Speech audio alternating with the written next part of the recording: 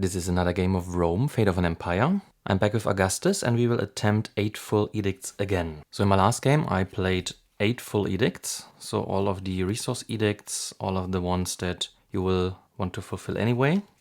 Let's turn them over to the full side. But I left out the debt crisis and the Great Fire. I did screw up a bit in the last game, so we did have to compensate by giving me 6 starting gold instead of 3. So I do want to play a game finally without any of these kinds of game-breaking or run-voiding mistakes. But I'm thinking about if I should increase the challenge nevertheless. I feel like having 3 gold less is obviously much more difficult. But then again, I had 2 turns to spare and I feel I wasn't still not playing optimally. I think there's much more potential in your development game. I just don't know. So I am playing with the thought of playing the Debt Crisis and the Great Fire both in addition to the 8 edicts, but leave them at the partial side. Because I think it's, well, they are obstacles right from the start, and if you turn them to the full side, they are even harsher. Especially with the Debt Crisis, I was shying away from this with Augustus because he's paying more gold anyway.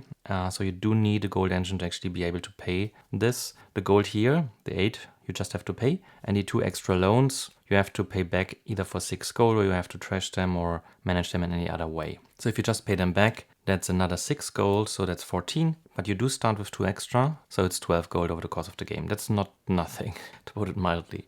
With the Great Fire, you start with 1 strife on the partial side and 4 more strifes that you have to pick up. So that's 5 strife that you have to deal with and that are not available for trashing, for example. And it will block your territories, so you can't use the effect unless it's on development bonus, because on development they get removed, so it still triggers. So the luckiest starting setup would be if you have the 4 on development bonuses of resources, for example, right adjacent to the capital. I think there's also gold on development. Yeah, there is, so there's more than 4. But in this setup I have 1, so that's lucky. But there are 2 deals that I cannot use at all then, and there's a resting bonus, which doesn't matter too much, I think, which I could not use at all. On the full side, it would be 2 more territories, so that I would even lose 2 more trading deals. And on the full side, you also start with 2 strife cards, so that brings the total already up to 8 that you have to manage in addition to whatever else you like to do, and there's only 10 in the deck, so this means that you cannot even take strife until you repay them, so to speak. With the partial side, it's only in quotes 5, so it's half of the deck that's already in circulation. And the 2 loans where you actually get the gold from 1, so to speak, I think it's okay. So let's try that. So we are trying all the other edicts on full and these 2 on partial. This might be a bad idea, but we will see. So for the setup, this means that we get 2 loans in our deck. So this is our deck of 16 cards for Augustus, so 2 loans, but we do start with plus 2 gold. So we are actually starting with 5, not with 6 like last time, but we do have the obstacle of these 2 loans in the deck, of course, and we have to repay this. Also, we pick up 1 strife card as per the Great Fire, and we need another 4 strife cards that are placed orthogonally to the capital, which does mean the skill sharing is unavailable. And 2 water deals are actually unavailable. This might be really bad. And here's the stone on development. We have to keep that in mind because unfortunately you cannot see what's below the fire. So that's the setup of these. I don't think we need to have them visible, so we can put them away. As usual, we will probably not need the resource deals visible. Also not the ones that we want to fulfill anyway, which leaves the defeating of enemies, but we can keep track of this in a different way. Which does leave the Aqua Julia with the development building without boosted action that we need to keep track of, and the 4 lasting agreements, of course, we also need to keep track of. But let's put it like this as a big pile. So this is our shuffled starting deck. As for the map setup, we do have 2 resources on development here and there. So this might be the way to go in the beginning to get resources. The on development of gold is here and there, so pretty far off. As for the deals, we have 3 food deals open and available and 1 stone. All the others are either cancelled, like the water deals here, or are still contested, so we have to free them first. So it's an interesting map setup, not sure it's the best. As for the advanced attribute cards, we start off with the very cheap Legionnaire, so for 1 gold I can pick this up. I like this card because on powering you get 5 military and 2 additional for each other military card, so even if you just played with 1 other military card, you're already in the range of 10 military, for example. That's really good. There's a really good culture card, but it costs gold to power to 9, but it's a very high culture value. This can mean you can repay 2 strife, for example, just with the card in 1 gold. So this is something we definitely want to pick up to deal with the Great Fire impact. There's a wine merchant, which is a good industry card. It's a 3 and 6. It's already better than the usual cards. So they usually are 2 and 4. And you can power it by discarding a green card. I'm not a fan of this because discarding cards for just 2 attribute points is usually not a good idea. You can play them face down for 1. And usually you want to power most of your cards to get the better effect anyway. So I'm not sure I like this. The battering ram is a military card with 3 and 5. Again, a slight up from the usual 2 and 4. And if you have Strive in hand, you can gain stone. With the Great Fire, that might actually be something, but I'm not too fond of it because usually you do not want to sit on Strive cards in your hand. So this would be like very lucky if you have 1 or even 2 in a hand together with the battering ram. Finally, there's the Manchu, which is an industry card that can double as military when powered. And other cards, no, 1 card, so not all others, but 1 other card played face down provides 2. That's similar, I would say, to this, because it only matters if you play another card face down, so it's like discarding basically. Here you can choose what you actually get. Here it's industry, but again, I don't like discarding other cards as a payment. As for the developments, I think the row is quite unlucky. We have 2 obelisks and 2 bridges, so already double buildings that you do not want to necessarily build, and especially probably not twice. And there's an aqueduct, which by itself is not that useful, I think, because the ongoing effect means that adjacent developments that produce food produce 1 more. So if you don't have any or you don't want to produce food, that does nothing. And the milling support needs to be re-influenced all the time. And for 2 technology and a food to gain a gold, it sounds quite expensive. Because again, you need to play a card for this. If you power it and use the technology for something else, that might be, well, coincidence basically. So it's nothing I would plan for. The bridges are okay. To influence a bridge, you need to pay 1 stone for maintenance, and the only way to spend your influence on a bridge is pretty much to produce, so this means that you will get 2 iron back. So it's a 1 to 2 conversion, which is not bad, but it has to be re-influenced all the time. If you visit a bridge to re-influence, at least you can then move away with +3, so it does speed you up quite a lot. So maybe this is something I have to play around with the 2 bridges in the offer, that you always circle back to the bridge to re-influence to have this 1 to 2 conversion. There is a stone deal here, so that might be a play to get the stone and then convert it to iron. The obelisks are at least better compared to all the other developments when it comes to the bonus tracks. So it gives stability, which gives us another trade deal and power. And I think with the additional cards in the deck, power might be something to go for right away to get to 6 hand limits. So a lone or a strive card that you draw doesn't hinder you as much, because you just have to draw and discard them if you don't want to handle them right now. And then they have really not much of an impact. But with a hand limit of 5, you might get unlucky and the round might be cut. No, not cut short, but you might not be able to get the most out of your deck. So that's good, but it's also quite costly with military. The honor influence ability is also a 1 to 2 conversion. This time it's stone to iron. Well, actually it's the same as with the bridge. Or 1 adjacent development that produces water produces +1, but you would have to place it beside the aqueduct and also re-influence this all the time. But it might be something that I haven't done yet so far, especially since Augustus is not that mobile,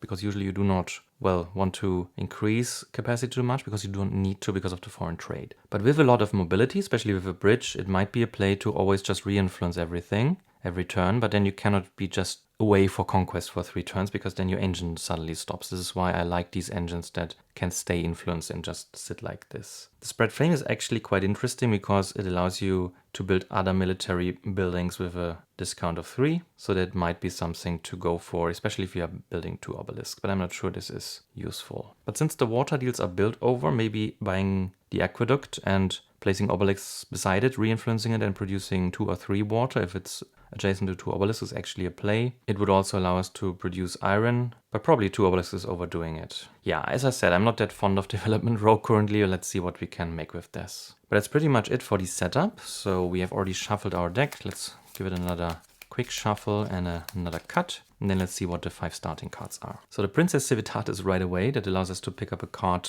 more cheaply. And it's industry. And we do have the bridge as an industry building. So for industry, we'll exactly build a bridge. So maybe that's a play. A chariot for technology and movement.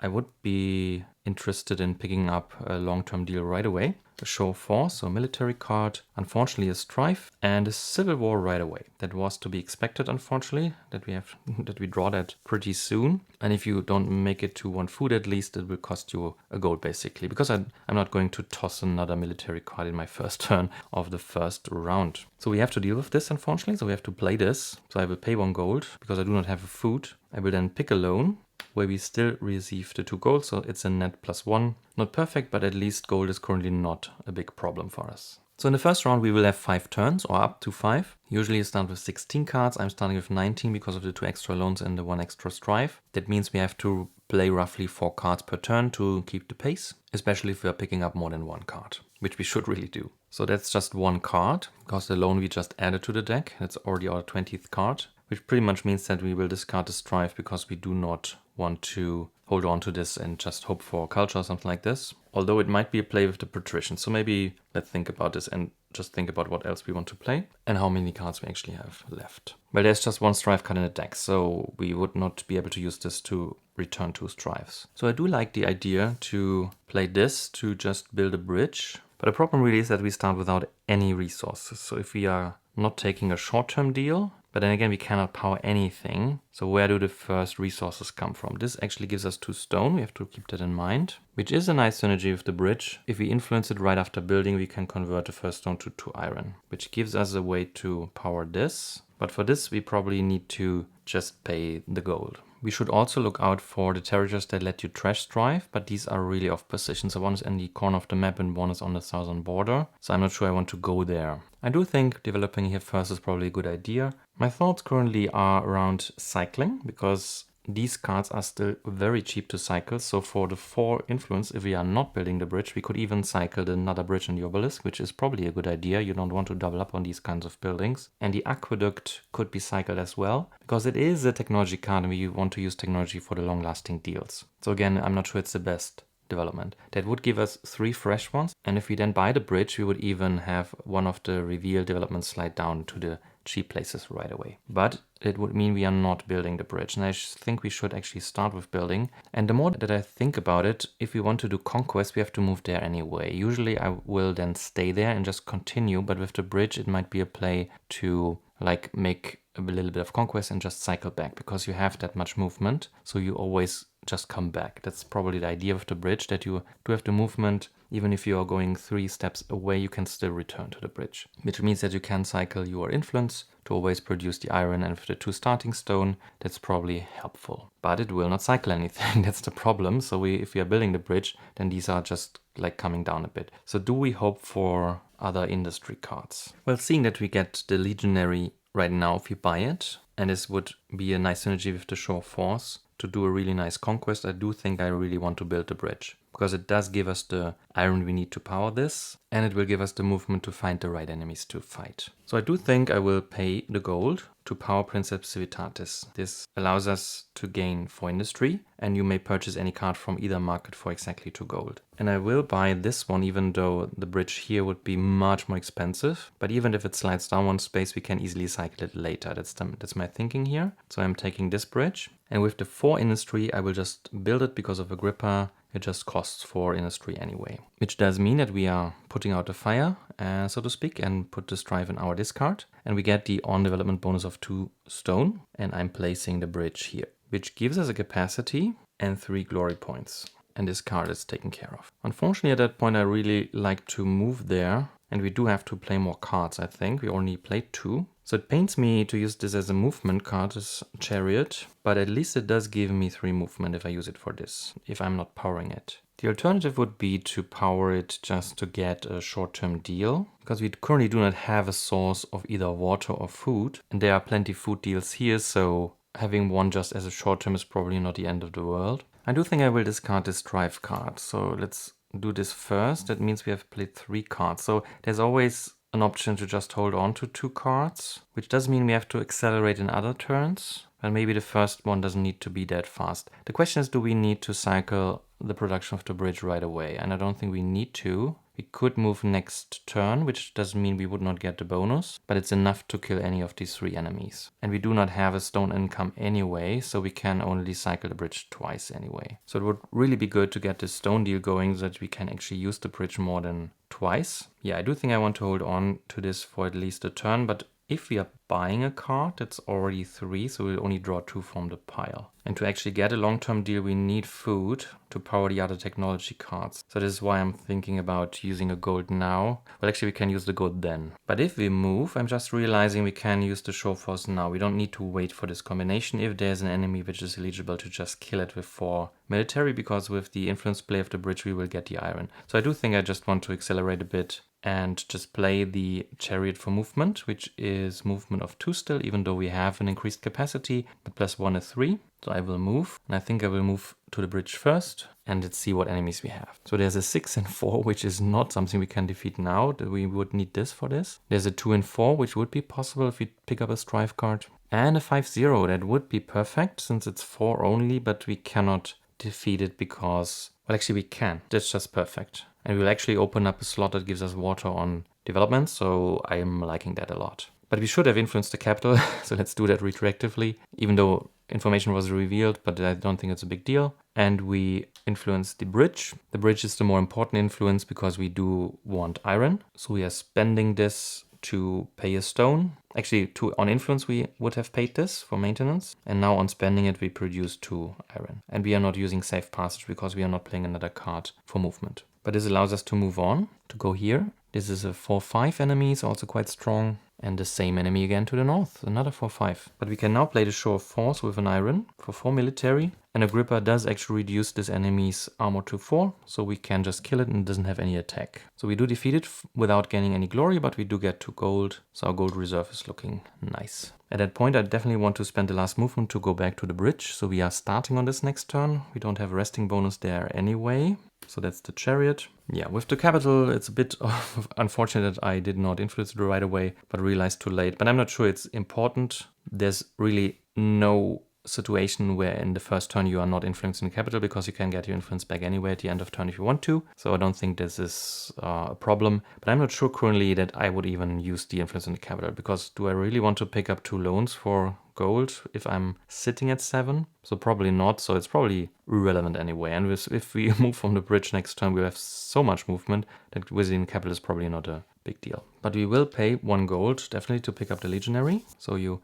really have to milk this last spot here, that it only costs 1 gold to pick up a card. It's rarely not worth it. And I do think at that point that's it for the first turn. I don't think we are paying more gold. Let's just see what we pick up from the deck. So we do get the influence from the bridge back to our reserve. We do replenish the market, and the replacement card is hot oil, which is a huge military card if you're willing to pick up even more strife, which I'm not sure with the fire is a good idea. So you're literally pouring oil into a fire, so to speak, with this card. So we have the developments refresh. Unfortunately, if we cycle the obelisk, it's now 2 industry, but yeah, I think it was worthwhile to have a quicker start. And there's a Popina, which is a very nice building. It will block 1 influence indefinitely for this kind of play. I'm hinting at that you're always moving around and re-influencing stuff. That's not a good idea. But for Augustus, it is a good idea, because if you have any other gold source, then exchanges, but conquest counts for this. You can pay 2 same type resources to get more gold.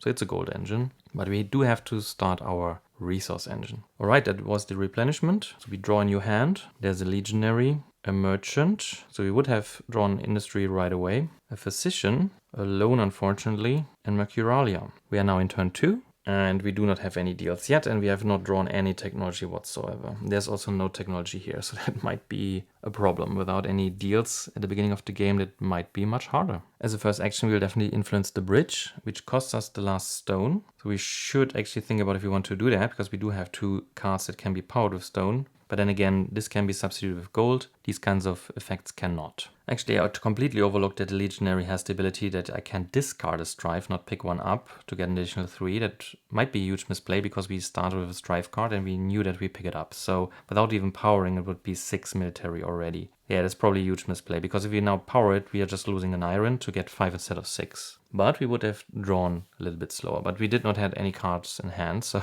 that's already a misplay. I do think I want to hold on to the physician. My thinking here is that it provides 3 technology if boosted, and we do get water here once we build the next building.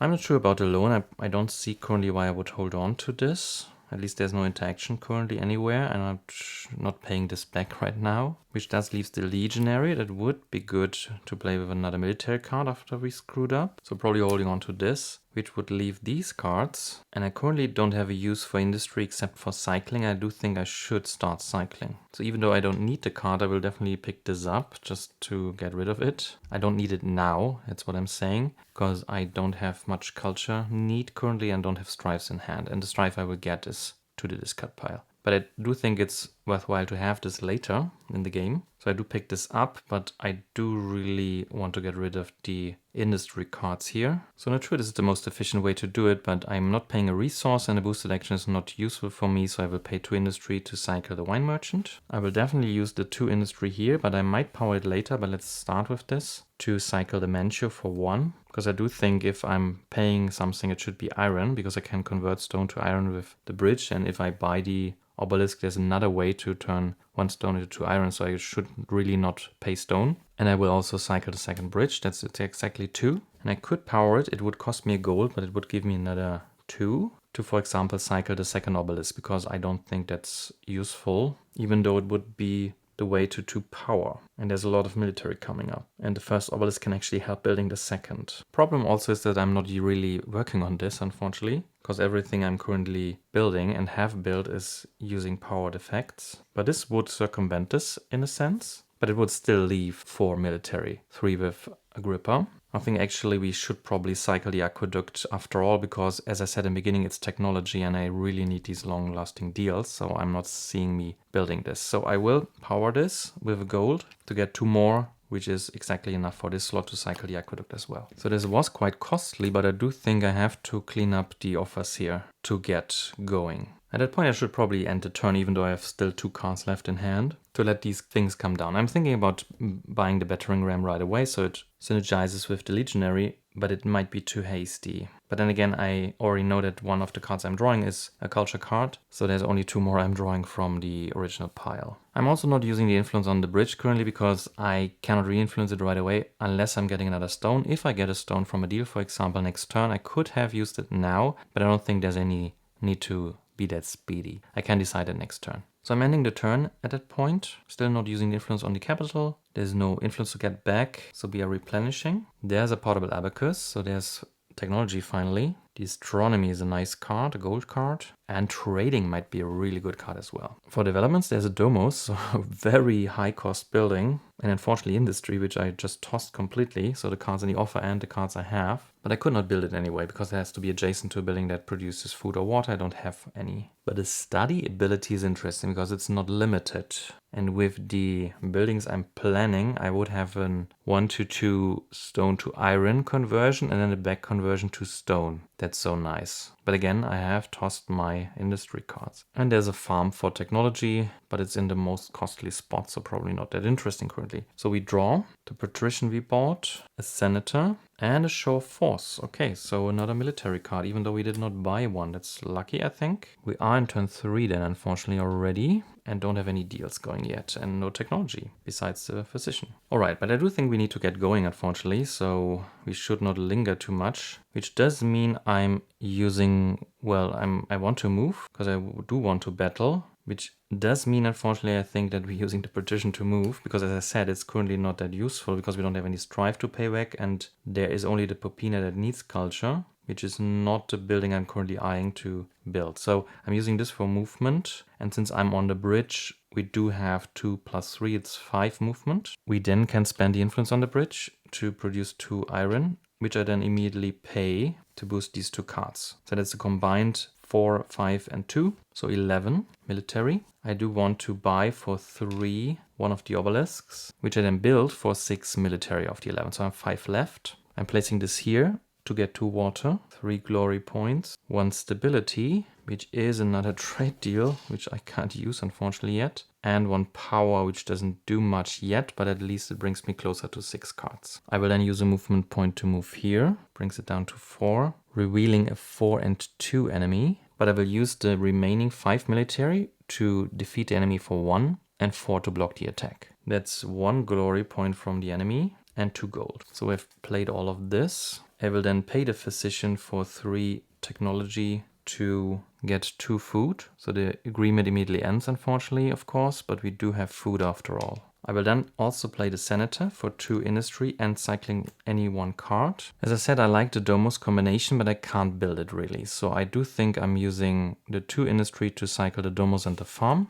And I'm removing the Popina with the 2. No, not with the 2 industry. With 2 industry, I'm cycling those, and I can cycle an arbitrary card, which is the Popina. I've thought about these, but actually I do have a plan for all of these, so I'm leaving them be for the time being. So yeah, I'm paying a gold to pick up the battering ram. And I do think I'm paying 2 gold to actually pick up the portable abacus as well, because it's currently at a 2 spot anyway, and it will not come down fast enough, so I'm finally getting my deals. Which leaves us with movement, 4 to be exact. We will not be able to reinforce the bridge unless we are getting a deal, but we do because I just picked it up, so that's actually good. So I do think I will influence the obelisk, and I do want to end on the bridge so I can have a good movement again, so that's sticking with the plan that the bridge is probably a good idea. And since we started to going to the east and I want to influence the obelisk, I want to use the spread fame, I want to probably get an iron now, I will also scout to the east. But then again, maybe it's a reason not to go to the east. Well, I want to influence the obelisk now, so I do have to go there. That's 2 steps already. If I want to go back to the bridge, that's 3. Yeah, I don't think I can do anything more. So it's 1, 2, 3 basically. I can't use all the movement unless I want to not stop at a bridge, but I do want to. So while being at the obelisk, I influence it, but I will use the influence right away to get an iron. So actually, let's make the movement capital here, there, and there. That's 4. The reason being that I then have visited the capitals, so it's unquestionable that I can influence it, even if I forgot it in the beginning, and it's just exactly for movement. I will see this enemy, so it's 4-3, okay. And I do use the capital now, so I get the influence back because I probably don't want it on the capital anymore, to pick up at least 1 loan. But I do think I want to pick up 2 to accelerate. So that's 4 gold, 2 per loan. And I think that's it for the turn, definitely. So I'm getting all my influence back, which is nice because I'm sitting on a bridge anyway. So I think that's efficient. We replenish the market. So the hot oil goes here, the astronomy here. Trade goes down. Chariot racing oxen. That's nice. The other obelisk goes down. I left it on purpose because its ability and power is just too good because we get to the 6-hand limit. Another farm. A fountain. So finally something really cheap. An insula. And a sculpture. So there are the cheap developments. We do then draw. So the portable abacus. The battering ram, pottery, physician, and probatus. So we do have 5 cards left. We will be in the 4th turn. So let's just advance this. After drawing, we do this anyway. Unfortunately, we haven't gotten around to making a deal yet. So nothing there. And if we do not buy anything, we will just draw everything. And if we build this now, we will actually be able to buy a card and draw that as well for the last turn. All right, so we should start by playing this with a food to get 7 technology and make a long-lasting deal. And I do think we need the stone, unfortunately, even though it's one of the shortest deals in history. It gives us 2 stone this round and then 6 the next. At least it's 8, so it's still really good in compared to the short-term deals. But I do get a first stone now, and it's important because this allows us to actually influence the bridge again. So we are paying this. So let's sort the cards here. I do want to spend 3 gold to actually pick up the obelisk. We need a card for movement, so I'm picking this one here. And since we are on a bridge, which is influence, safe passage grants us 5 movement again. This means we can move here for 1, influence the obelisk, use the spread fame for -3 military attribute requirement of a development you build this turn. So 7 goes down to 6, goes down to 3, which is exactly the battering ram if we do not power it. So I'm building the obelisk, picking up this strife card, but we do have a second obelisk now, which gives us 3 glory points. So we are at 10. We get another stability and another power, so we are the hand limit of 6. And we did build a development without using a card's boosted action, so we did not boost the battering ram. We got the rest of the military from the obelisk itself. I definitely want to pick up the last card here because it's just 9 military for strife. And I don't think we can be afraid of strife, unfortunately, in this game. We have to play into it. But I'm thinking about the last turn now because we do have 5 cards in the deck. Now it's 6. Yeah, I should really put that on the deck, not on the discard pile. So it's 6. So if you want to see the full deck, we need to play everything, but I'm not sure this is good. These 2 I picked up. This I just picked up. I think I picked up the alone with the Civil War, so there should be 1 more loan in the deck, unfortunately. So, well, maybe if I'm lucky, it's the last card, but that would just be really lucky. So what I'm getting at is that if I'm holding on to these cards, I will only draw 4 of them, so 2 I won't see. But I really want to play another building, probably the fountain, so the physician would already be good. But looking at the discard pile, We do have another physician here, but no other water cards. So that's the reason that they provide culture as well. Actually, we have the pottery here, so there's only one card left. At that point, I should really know what it is, but I'm not sure I'm drawing it anyway. So my point is that I should probably hold on to this to just be sure that I can build a fountain, and that the fountain will come down in price, so it will be costing 3 gold next turn. I don't want to farm. The insular would be nice, but I'm not sure I can come up with 4 industry. So that would be a play for the fountain. And I just picked up a card that gives 9 military, so this allows us to think about conquest to actually finance all this. But 9 military would just allow us to defeat any of these harder enemies. I'm not sure the one left over is important to strategize with, and we do still have 4 movement left. So we could pick up 1 iron from the obelisk, but the only enemy that's currently worthwhile to defeat would be this, unless we are discovering a very easy one here. That would even be a resting bonus, but we would be in the corner of the map with a movement of 2, because we can't start from the bridge then. But I'm tempted to just go here for 1, then maybe there's an easy enemy. If not, we can go here, defeat this with a strife, but I really want to play the card. That's the idea here, to pick up some gold, get rid of the card. So 1, 2, 3, so we could not get back to the road anyway. If you go here, 1, 2, 3, 4, we couldn't get back as well. So if you want to do conquest, we won't be able to get back anyway. But I do think I have to. So let's see. 1 movement brings us here. That's down to 3. So there's a 7-2. That's not going to cut it. So we are going here for 2. We do see this enemy, which is a 6-0, so we can't do it unless we play this face down, which would have the advantage of seeing the whole deck and not getting another strife card. But it would have the disadvantage that we can't even get back to the bridge with 1 movement card. We could also just play another card for movement. It's also an option. That would be 2 more. I don't think that's a good idea, actually, no. Yeah, I do think I will pay the iron for 4 military. Defeat it for 3, partially block the attack, get a strife card unfortunately, but I do get a glory point and 2 gold.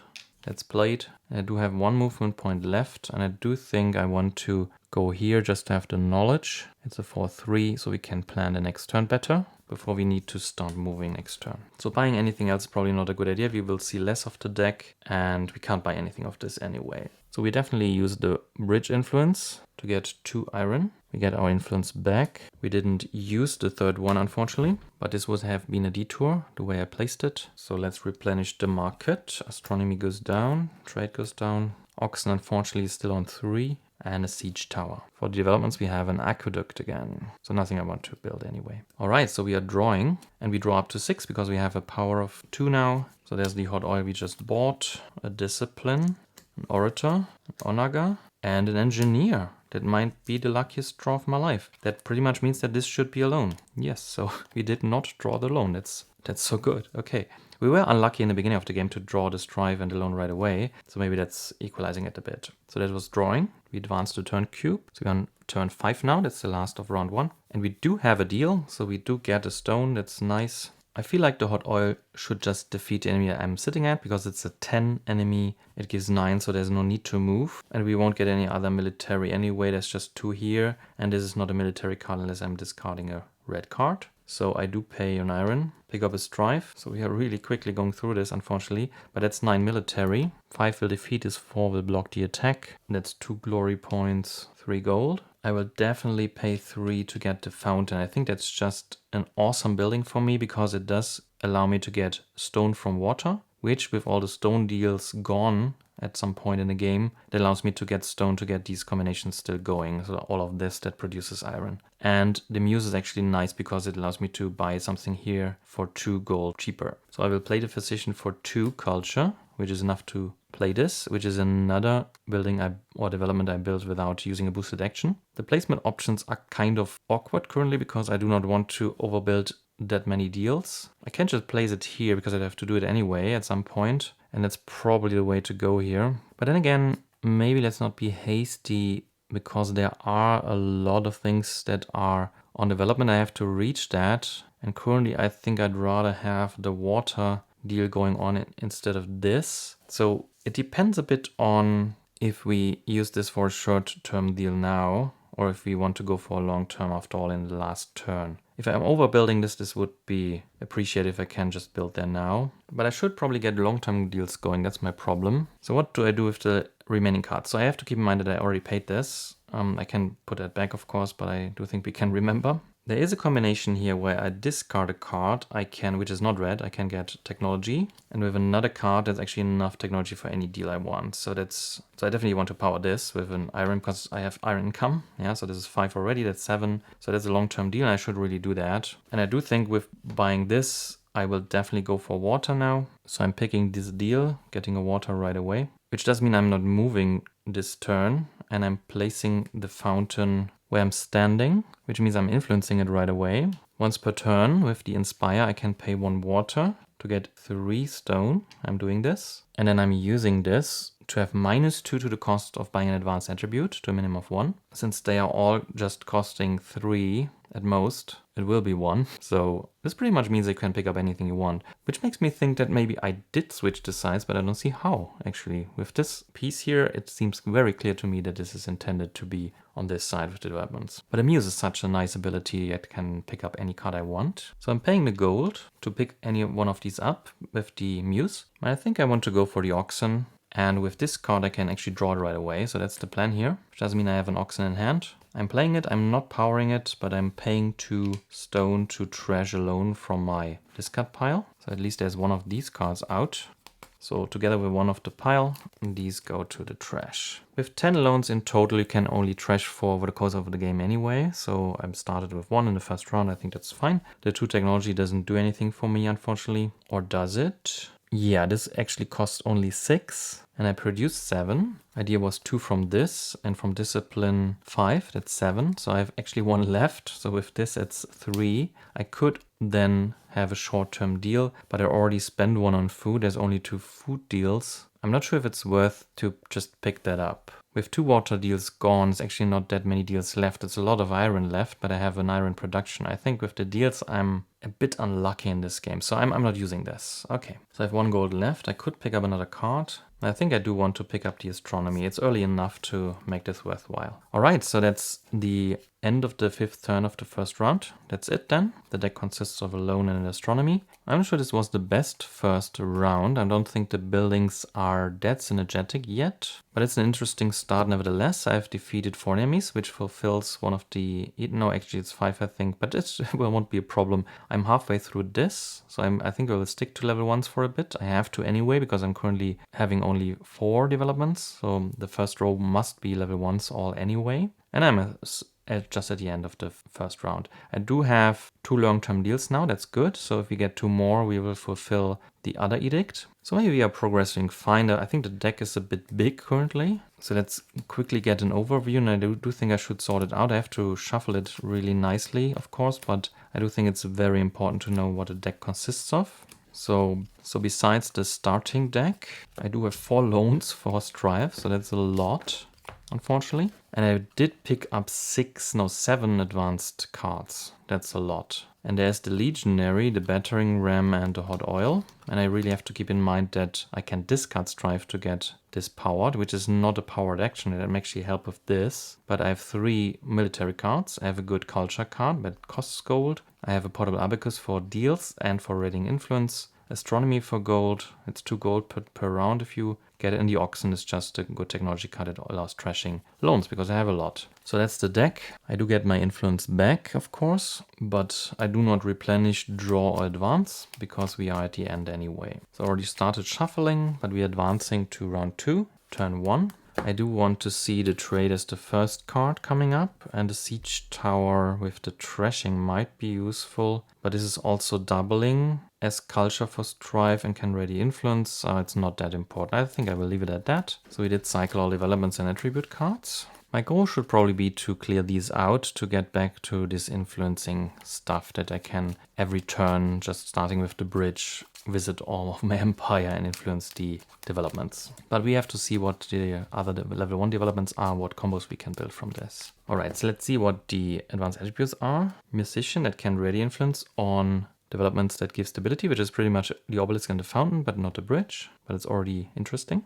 Textile merchant, which means that you can use other cards for industry as well that normally would provide culture or technology. That could be interesting because we have picked up technology and culture cards, but no industry cards. So this could be good to build some very expensive level 2s. The Tent Ladder is very welcome to get more deals. And culture for Strive. Art is a gold card. It's nice. and a fur trader. Let's see what the developments are. A hospitum, so population for industry. Resting bonus of card draw. That might actually be good with a large deck, but it must be adjacent to something that produces food or water, which we don't have. A mausoleum, another cheap one. Conquering with food. And the walls allows you to have an exchange that pretty much gives you gold for 2 resources, and you can also convert to another. So you have to pay 4 equals, but you can then get a gold and 2 other resources. So if you have an engine, for example, produce a lot of iron, that might be very good to have. A watchtower, that might be really good because it gives us more power, and hand limit is really key here, and it might help us immensely with difficult enemies. But I'm currently not sure where to place it actually, because I screwed that up pretty much. This would have been so nice with the obelisk here.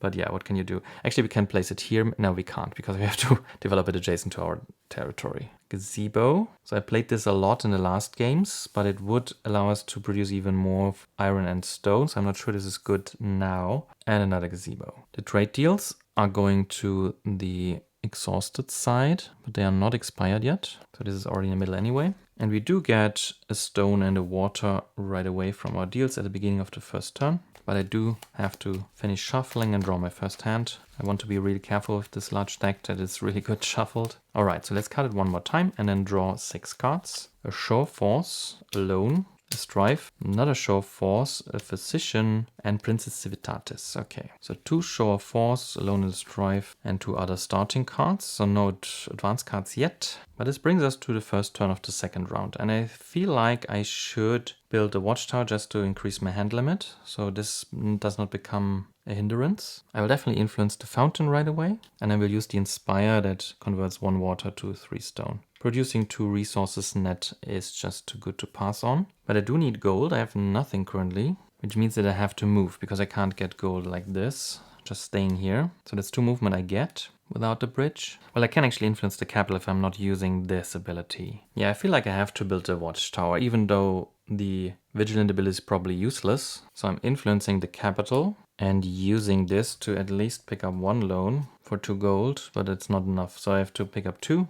That might be really bad. So I'm at 4 gold now, which is the cost of the watchtower actually to purchase it. But I'm moving to the obelisk. That's my 2 movement. I'm influencing the obelisk. Then I'm using the spread fame for -3 on the cost of a military building. So it's at 3 already. With another one from Agrippa, it's 2. So 1 show of force means without a boosted action, I'm building the watchtower. I'm placing it here to get the 2 iron placement bonus. That's 3 glory points and 2 power, which brings it up to 7. I have nothing that interacts with loans, and the oxen can operate from the discard pile. Since I paid all my gold, I pretty much leave the fountain influence because I can use the inspire again and cannot use the muse currently. Which brings me to the last decision if I want to hold on to the strive or not. There are cards that interact with this, so that might be good. So there's 26 cards in the deck still. I will have 6 turns. I'm drawing 5 times. So I have to draw 5 without me buying more cards. I will draw 5 now. I think that's okay. So I do think I leave it at that, which does mean I get these 2 influence back. We replenish the market and draw. So a battering ram, a pottery, an onaga, civil war unfortunately, and mercuralia. That's 7 cards. So we have to resolve the civil war, which could mean tossing the show of force, or we get a loan. We only have 2 cards left here, so if we get 1 we can't trash any unless we are paying back at some point. We probably should do a lot of conquest to do this then, where this would actually help. So let's see what we could do with the military that we have. We could get up to 9, but these enemies are all quite hard, so we can't defeat 2 with just 9 military. I don't think picking up a loan to just then get gold from enemies to pay it back is a good idea. So I do think the civil war this time actually means I'm discarding a military card. Alright, but it brings us to our second turn, and we do have a water deal and a stone still. I will then use the inspire here, the once per turn that I can convert a water to 3 stone, so we are at 10 stone. Probably have to use an influence on the obelisk, and the commemorate means that once per turn we can pay a stone to get 2 iron. We don't have an adjacent water production anyway, so that's that. I do think the mausoleum would actually be quite nice now. We could build this with this by discarding this, and if we play this first we will even get a stone. This would also be military, that could help actually, that would bring it up to 7. But 7 is not a good number because some need 8, with Agrippa. Actually, all of these need 8 with Agrippa, and this only needs 6, so 7 is kind of in between, which means we can just play a card face down as well. And we do have to move then, with still a movement of only 2. But I do think buying the mausoleum and building it to influence it with the waltz ability to start converting this and getting a little bit of gold is probably a good idea. So I'm thinking about moving here, killing this building because it has to be adjacent to my territory, which allows me to loop like this. If I draw the right military cards, I can do it right away for the first time and re-influence the next turn. And it also helps with conquer actions after that. I'm liking that a lot. And overbuilding another deal is probably not really good, but it's at least an iron deal. So iron is the least interesting one. It's actually the most expensive one as well. So I do think 2 movement with Mercuralia brings me here. I'm not influencing on the way. I do play with 1 iron, the battering ram. Gain stone equal to the number of strife in hand. So I'm getting 1 stone. Now I have 5. 3 defeats the enemy. 2 is a partial block. And I'm tempted, seeing my deck, that I'm not getting another strife and just playing another card. So it's a full block. I get 1 glory point, 3 gold. Unfortunately, 3 gold is exactly what I need. So I again cannot use the fountain for the muse. But I have to live with this. And then having the ongoing inspire is probably not the worst idea to have this combination here, which allows me to do the vault ability. So I paid already the 3 gold to buy the mausoleum. I'm using discarding a strife to get to 3 culture, which is enough then to build this, which actually fulfills Aqua Julia, which is really nice. I'm placing this where I'm standing with the idea that I can influence it right away. But I will get 2 glory points first, a population and a stability, which gives me my 5th trade deal. And then we'll spend it after taking an exchange action. So I have to exchange first. So 4 stone for a gold. Actually, that's good because I can then use the muse if I want to. But I can get 2 other resources of the same type. And I think I will pick food because it has a food payment ability that I want to use probably next turn. Because I really have to kill all of those to get 9 gold to get my gold running again without having to always do these kind of exchanges. So that's that. If I use the muse now, I will not be able to re-influence this, which does actually mean I'm just picking up for 1 gold this. This is also quite nice because it gets me going here. But that's it for the turn then. Do I spend the influence on the obelisk? Probably not, because it's just an iron and I can use the conversion ability. So I think I'm leaving the other to be, get my influence back here, replenish this. Show of Mercy is a culture card which trashes strife from the discard pile, so I definitely want to pick that up. This goes down and we draw 1 card, which is a villa. So a lot of population, and we can get stone again from water or food. But it was replenishing, so we are drawing 7 cards. Musician, Astronomy, Chariot, Engineer, Lone, Portable Abacus, very nice. So that's 6, and another lone. Unfortunately, no combat card whatsoever, so that might be a problem. But let's see, we are advancing. So we're already in turn 3. We do get a water and a stone, and now we can play the 3rd turn. So we definitely want to use this for an ongoing deal. We need to get these going. I'm torn between these 2 because this can run its course then, and we have to build a southern wall at some point. But this we want to overbuild much sooner probably to even get there. So I do think I want to pick this, get another food from the deal. I also think the last influence is best spent on a mausoleum, so we influence it again. It would allow us to improve the conquer actions, but without any other military, that's probably worthless. So we probably use the waltz ability, which means that we will stay here for the turn. But it allows us to do an exchange from 7 to 3 for 1 gold and get 2 other resources, which I still think should be food. We can use the Fountain Inspire to also pay 1 water to get 3 stone back. And we can use the Commemorate ability to pay a stone to get 2 iron. So we do have a bit of an engine here, which is net +2, net +1. And this allows us, as said, to convert resources and get a gold for 1, which is not bad. The Astronomy is something that we will play in the project area anyway, because it can allow us to pick up 2 gold at some point and it's out of our hands. And spending influence on buildings that give wisdom is not possible because we don't have any. The Musician is something that we should probably play as well, which means we have to decide if we want to use this to ready an influence on a building that gives stability, which is pretty much any of the 3 where we currently have influence. So we could use the Fountain and ready, use the Obelisk and ready, or just ready the mausoleum and use it again. Spending an influence on development provides stability would give us 8 culture, which is nice, but there's nothing to do with this because we don't have strife cards in our hand and there are no buildings that are that expensive. So I don't think we use it for that, which means probably you ready an influence, and I'm tempted to use it on the fountain because I won't visit it anytime soon, which allows us to use the muse now. Because the currently available card is the textile merchant, which we still don't want because industry is for hospitum or villa, and I don't think the hospitum is playable currently, so it's worthless. So I do think we want to pick up something else. So I do spend the fountain for the muse and ready it with the musician. So we want to keep that, of course. Which does mean we can pick up any of these cards for 1 gold. So we pay the gold. None of this is military, of course, so we have to rely on drawing these cards. So I'm interested in the 10th letter to get another deal, or the art to get gold, because we sit on the development and provides stability. So with a industry card we could actually get gold. We don't know if we draw any, of course. The show mercy could be interesting to start trashing strife, but we would not need to do it right now, and it would produce culture. So actually the 10th letter might be the best option here, because the art we can pick up when we know that we have a matching card. So I'm picking up the 10th letter. I don't think we interact with loans again, because we don't have a gold mine yet and we need to draw. So we are tossing this. At that point I want to know how many cards I actually have left. So it's 16. We are on the 3rd turn of 6. So we are drawing 3 times. And we need to draw again about 5 cards, maybe a little bit more. We are currently drawing 5, so that's okay. Because I currently can't use them on their own, at least not efficiently. So that's pretty much it. We don't have gold to buy anything. We don't want to spend influence that we can re-influence. Although the obelisk might be debatable. But without moving into this section here, there's nothing else to influence really, unless we are building something. Yeah, I think I'm leaving the engine going, so I'm just getting this influence back here. Astronomy is something that we want to use, of course, so maybe we'll build something. But what would it be? Maybe the gazebo. And it is a better conversion, but it's not converting stone, where we got a lot of. It's converting food and water. It's a net +2. This is a net +1. Yeah, still, I don't think I need to influence the gazebo if we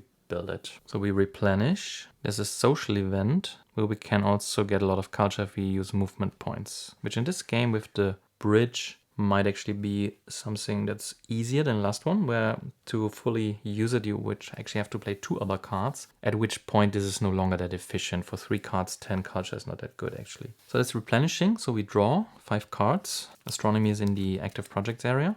So there's the 10th letter we just bought, a senator, which is maybe good for cycling, at least some military, a strife card, and a physician. I think the military might actually be enough that together with the mausoleum, honor the fallen, we will have enough. That's 7, and it's a 9 enemy. Yeah, it's not perfect, but maybe it's something that we have to do. So these cards could give me another deal, but the 10th letter, of course, can give it to me right away. It's probably better to just use this because we don't need the culture unless we want to pay that back, but we can't do that with this. That might actually be good to start doing this. We are getting ahead of ourselves, so we currently have 7 cards in hand after drawing. We are in turn 4 now. And we do get stone, water, food. Stone, water, and a food. So that's 3 ongoing deals. With the 4th, we will actually fulfill another edict, which is good. So we should probably do that. So let's just pay food to get another long-running duel with the 10th letter. And we currently are out of options, I think. Unless we start liberating stuff, we are using this for a food deal. Which does mean in the 4th round we don't have any food deals available, I think, because they are now all used. But we must have another engine then at that point. So we are getting a food right now.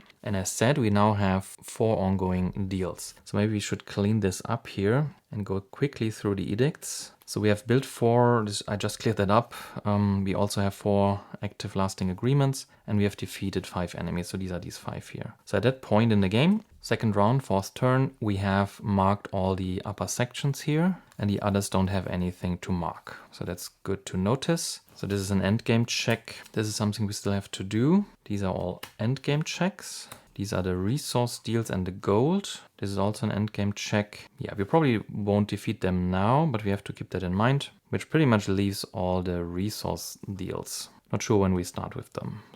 But we don't need to keep track of any specific points. We have taken care of this. So that's nice. We will definitely influence the mausoleum to get the honor the fallen, which is 3 military. We have 4 here, that's 7. which means that if we defeat this enemy with 7, it needs 9, 1 with Agrippa, so that's 1 strife that we will pick up, but we do need to get going. 3 gold is something we desperately need, also to trigger the astronomy, but since we have built already 6 developments, we should really think about going to level 2s now. Yeah, but I do think we should start with paying back strife, so I'm paying a water to get 4 culture to place this strife back. This would really be good for cycling. And I'm tempted to play to just get rid of all these level 1s. So the villa and the farm probably have to go. The villa only has an ability to produce more stone, which I don't need with the fountain. Then there are the gazebos. I can cycle only one of them anyway, but I do like that I will see 3 level 2s. This I cannot build still because I have nothing that produces food or water.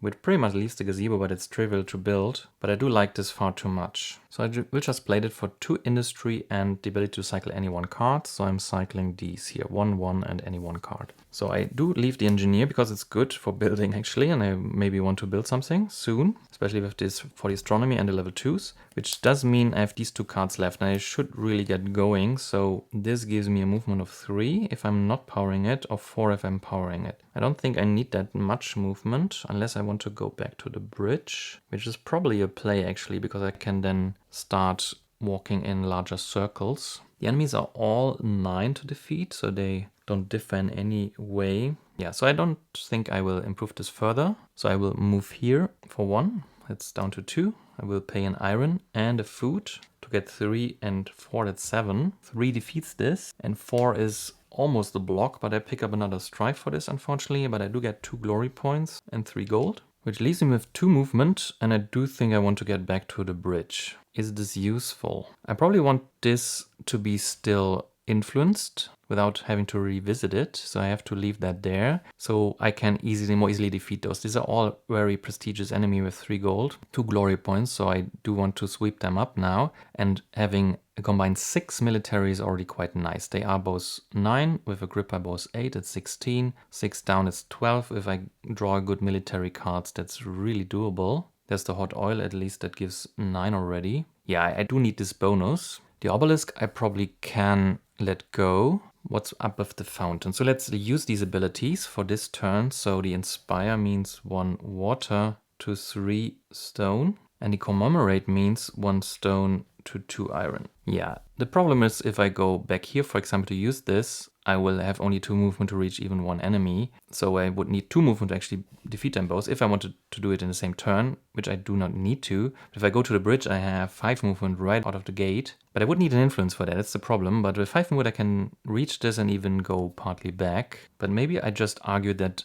going to the mausoleum is actually better, because I probably can't defeat them both. As I already said, they both need 8, 3 from the Honor the Fall, so 5 will defeat 1, and I need another 5. Did I miscalculate? 18, Agrippa 16, 6 from this is 10. Actually, I need 2 times 5. Okay, so the hot oil will actually already defeat almost both. But I can use 2 cards for movement then. I think I want to go back here, because this ability is just too nice. I would have 1 movement point over, but I do want to use this waltz ability because I do have so much stone that paying 4 for a gold is probably good, and I get 2 water, for example, back because I can exchange to other type resources, and I do need water, and I'm only getting 1 currently. I'm using this for the inspire ability, which does mean I could play the engineer to just build a gazebo right away, which would give me the gold back from the astronomy. But I think I want to see what cards I draw actually, so let's not do that. I also should not use the muse now, because depending on what buildings come up, I might pick up other cards. This unfortunately is not useful currently unless I'm drawing an industry building. Do I just pick that up?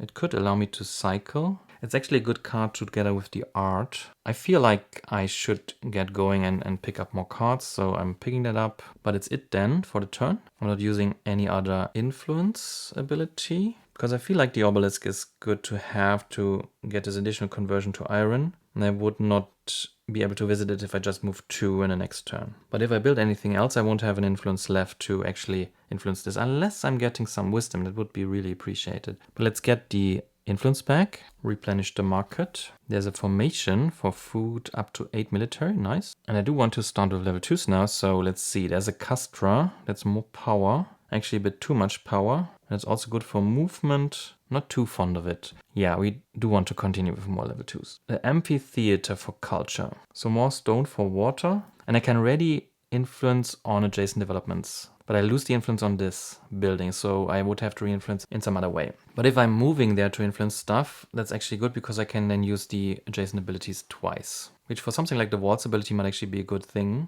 And the last one is the Circus Maximus. So it is an industry building, which can convert stone to gold. That's really good. Twice per turn. And I can get stone from food equal to twice my stability. That's insane. This is just insane. That's up to 10. And it produces food and water. Again, that's insane. I can't believe it. So that's just so good. But it was the replenishment, so let's move on to drawing. So I draw 6 cards. So there's the textile merchant, of course, the oxen, a merchant, a strife, another strife, and an orator. So having 2 strife might actually be something good, but we don't have the culture to get rid of it. But that's the 7 cards we draw. So we advance to turn 5 of 6, second to last of the second round. We do get 2 food by now. A water and a stone. So 2 food, a water and a stone. Alright, so unfortunately we have again not drawn any military. So we're really starved for that. So let's do the once per turn abilities first. So we use Inspire to get 3 stone from 1 water. And we use a stone to get 2 iron from the obelisk. Let's get rid of this enemy here. I feel like I should influence the mausoleum again, but use it right away to make an exchange, probably for stone. So 4 gives me 1 gold and 2 water to have the stone water cycle with the fountain going. If I want to buy the Circus Maximus right now, and I think I want that because I can get my gold production going. It's just so nice overall. So I do really want that. So I do make another exchange for iron, so down to 5 for another gold. The problem is that I really need to pay 5 gold now to get the Circus Maximus. But I do think there's a nice combo here, I think, where I do pay a stone to power this card, a food to power this card, another food to power this card. So these are all powered. Another resource, let's pick an iron, gives me 4 of what I need. This gives me 5, so I'm already up to 9. And I choose up to 2 other attribute cards, so I'm choosing 1 that gives technology. So it provides industry instead. So with the 4 and the 5, I'm at 9. With the 5, I'm at 14. I only need 12. Actually, that's the reason maybe to not power the oxen. This means I'm only at 11, but I only need 12. So I'm probably spending one of these 2 cards because it's 2 resources that I'm saving then if I'm using just another card here. Because I also want to trash 1 loan. I can't trash 2 because I would lose the game then because I'm collapsing. But let's pay 2 iron quickly.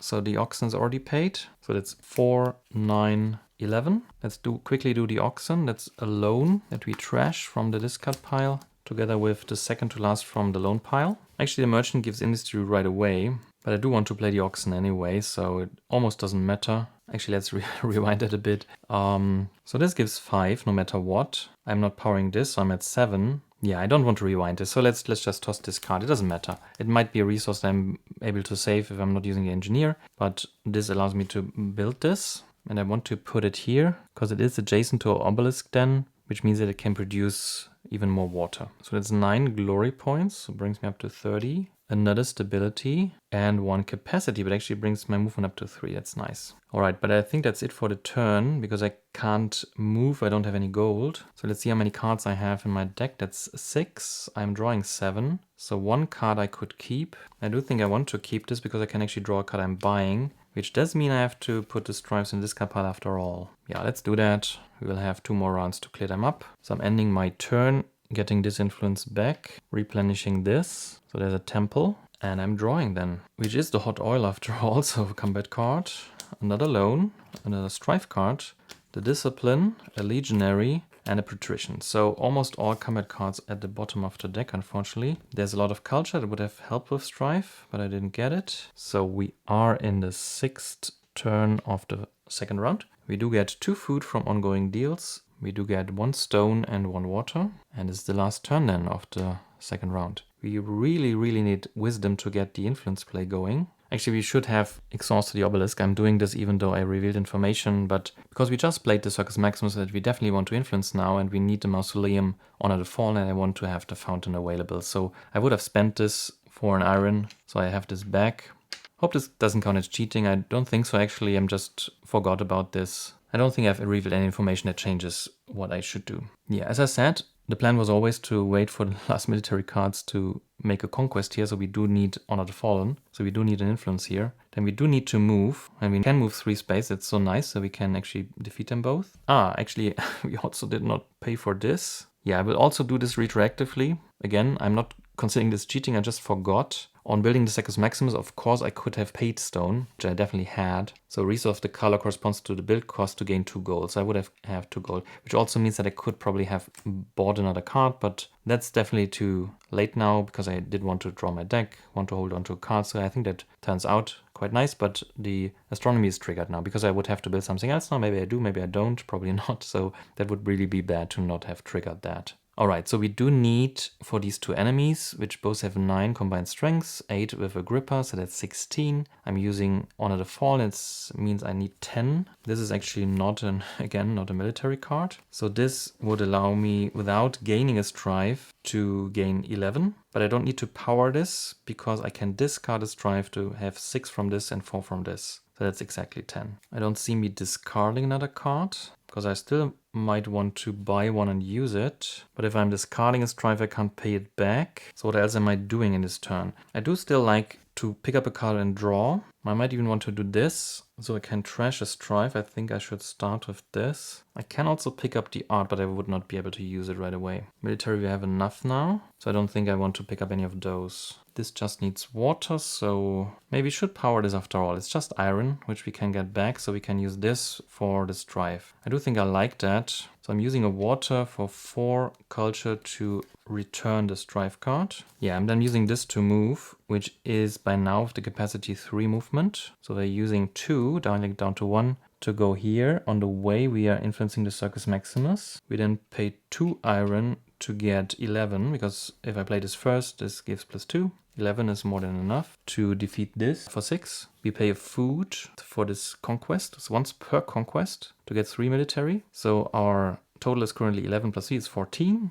6 for this, down to 8. 2 for this, down to 6. Gives us 2 glory points and 3 gold. I then move here, pay another food for another conquest. Our total was at 6, now it's 9. For 3 we defeat this. Down to 6, it's 1 more than we even need because we produce 11 instead of 10 to also block the attack. That's 2 more glory points, 3 more gold. That was the last movement point, leaving us with these 2 cards here. Let's now do our once per turn abilities, which is the Fountain, which converts 1 water to 3 stone. So I'm at 5 again. The Obelisk we don't have anymore. We are then using the Shop's ability, up to twice per turn, pay 2 stone to gain 1 gold. So we're going down to 1 again to max out our gold. The Mausoleum we don't need anymore, so we could make the exchange, but I don't think there's any hurry. But let's first repay this loan because I have so much gold that I do think I want to place 1 back. If we get unlucky with Civil War, that's always good to be able to pick up 1, and if the auction comes up, I want to trash another. So we don't have any other effects that can currently place them back.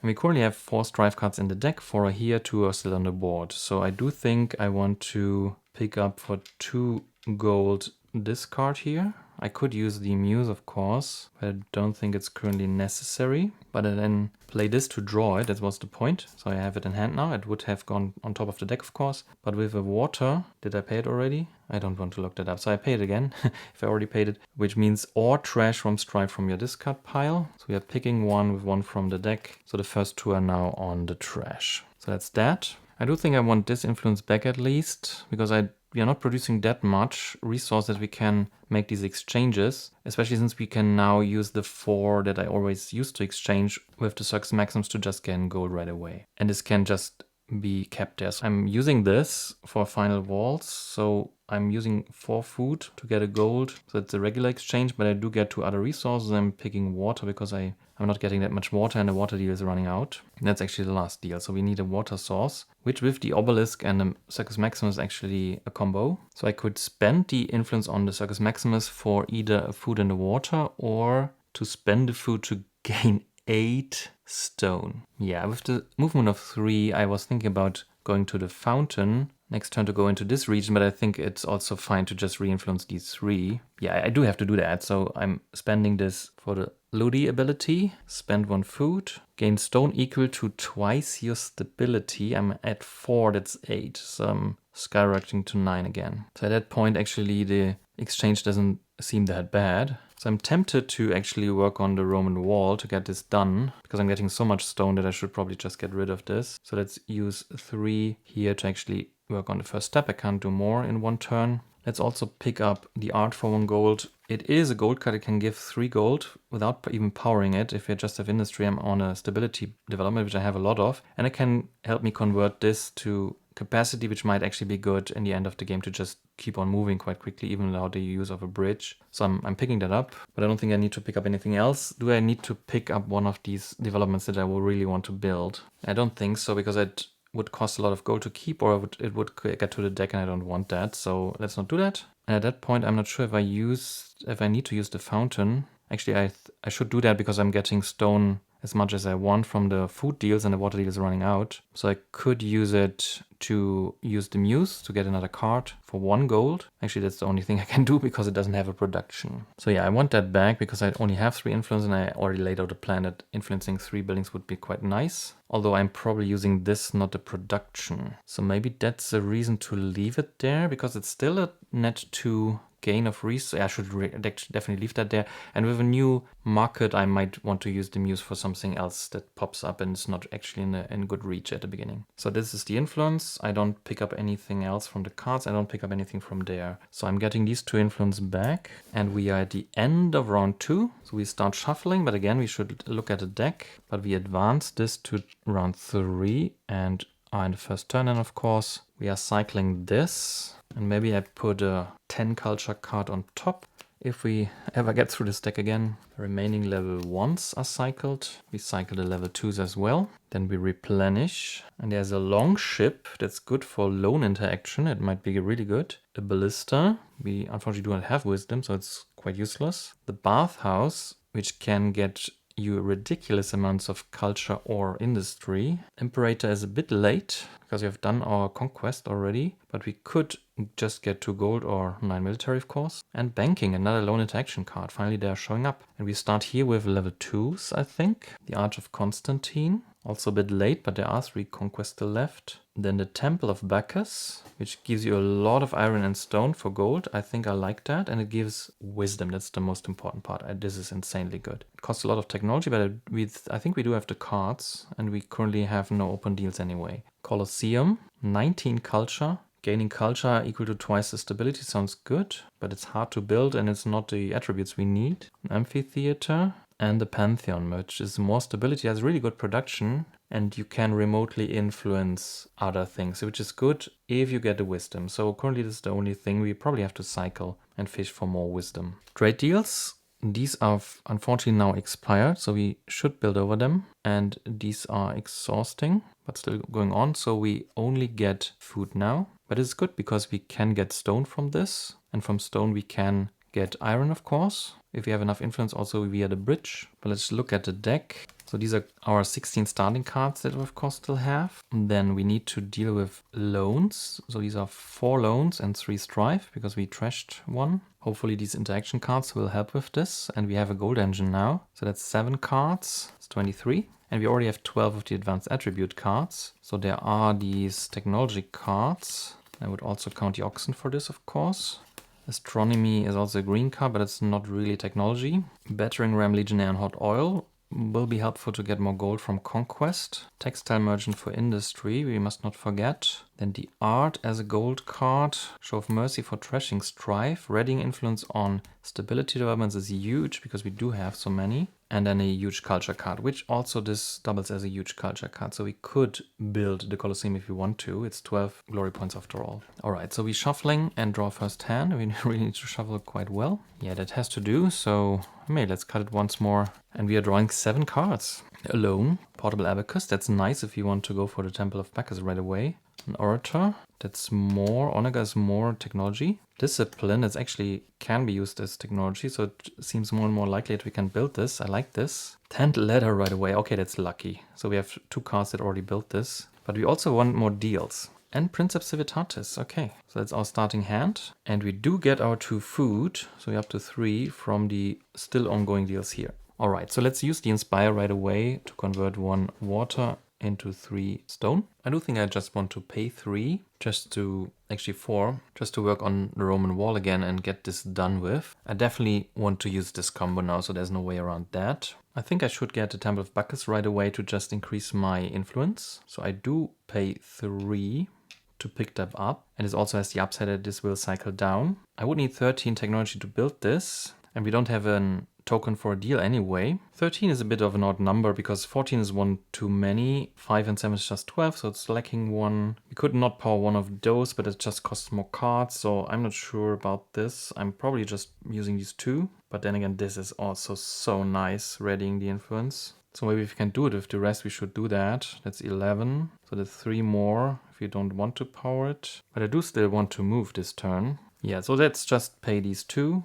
So 2 food for 14 influence. We are placing this. To get a deal token back, we would have to place it here or here. But we can't actually, so that's the only token we could get back. But it feels like something that I just want to keep influence because it's just a really good resource engine. If I get once per turn for 1 gold 5 and I can just turn it to 2 gold, that's a net 1 gold. And I will have 3 movement now if I move, and I want to move over these 2 definitely, and I want to influence this 2. So either I have to place it here or here. I think I will place it here because I don't need to be adjacent, and it allows me to place something here that might ready them or something like this. So I'm foregoing this deal unfortunately, and then there's only the iron deal left. That might not be a good idea to actually not use this deal, but I don't want to end this. So that's a bit of a problem now. But I don't have to influence it right now. So, but I could. And it's not the best thing to ready this because the exhaustibility is just on gold or converting this to gold. But with a loan, it's a lot of gold actually.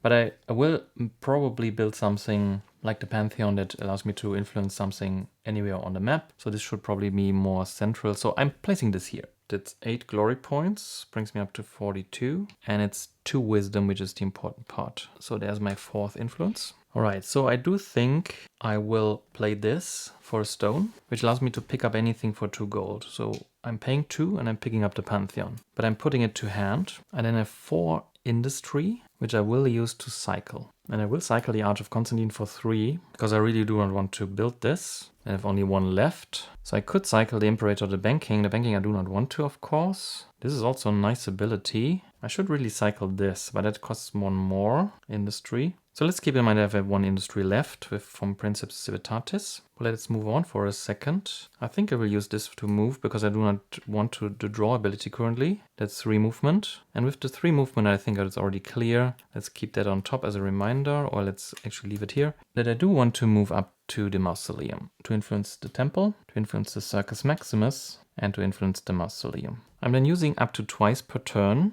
to pay 2 stone each for 2 gold. And I'm then spending a food to get stone to equal to twice my wisdom, which is 8. So I'm getting 8 stone. I will then make an exchange with 4 stone to get another gold, but also 2 water. I will use the fountain to use the Muse ability to, for 1 gold, pick up the bathhouse. And then use the once per turn ability of the Temple of Bacchus to pay a gold to get 5 iron. I think I will not spend the influence because it's really in the corner of the map and I don't want to re-influence it. It would be a gold, but let's move the things here a bit, because at that point I think I will start with Via Appia as well. So I'm paying 4 iron to work on the first step. And I do think I will just play these 2 cards to get 3 more industry with the 1 here. That's 4 industry. For 2 I can cycle the Ballista. And for another 2 I'm cycling the Colosseum because it's just too expensive with culture and I already have a culture building lying here and there's a culture building coming down. And with the last gold I'm definitely picking up the long ship because I want the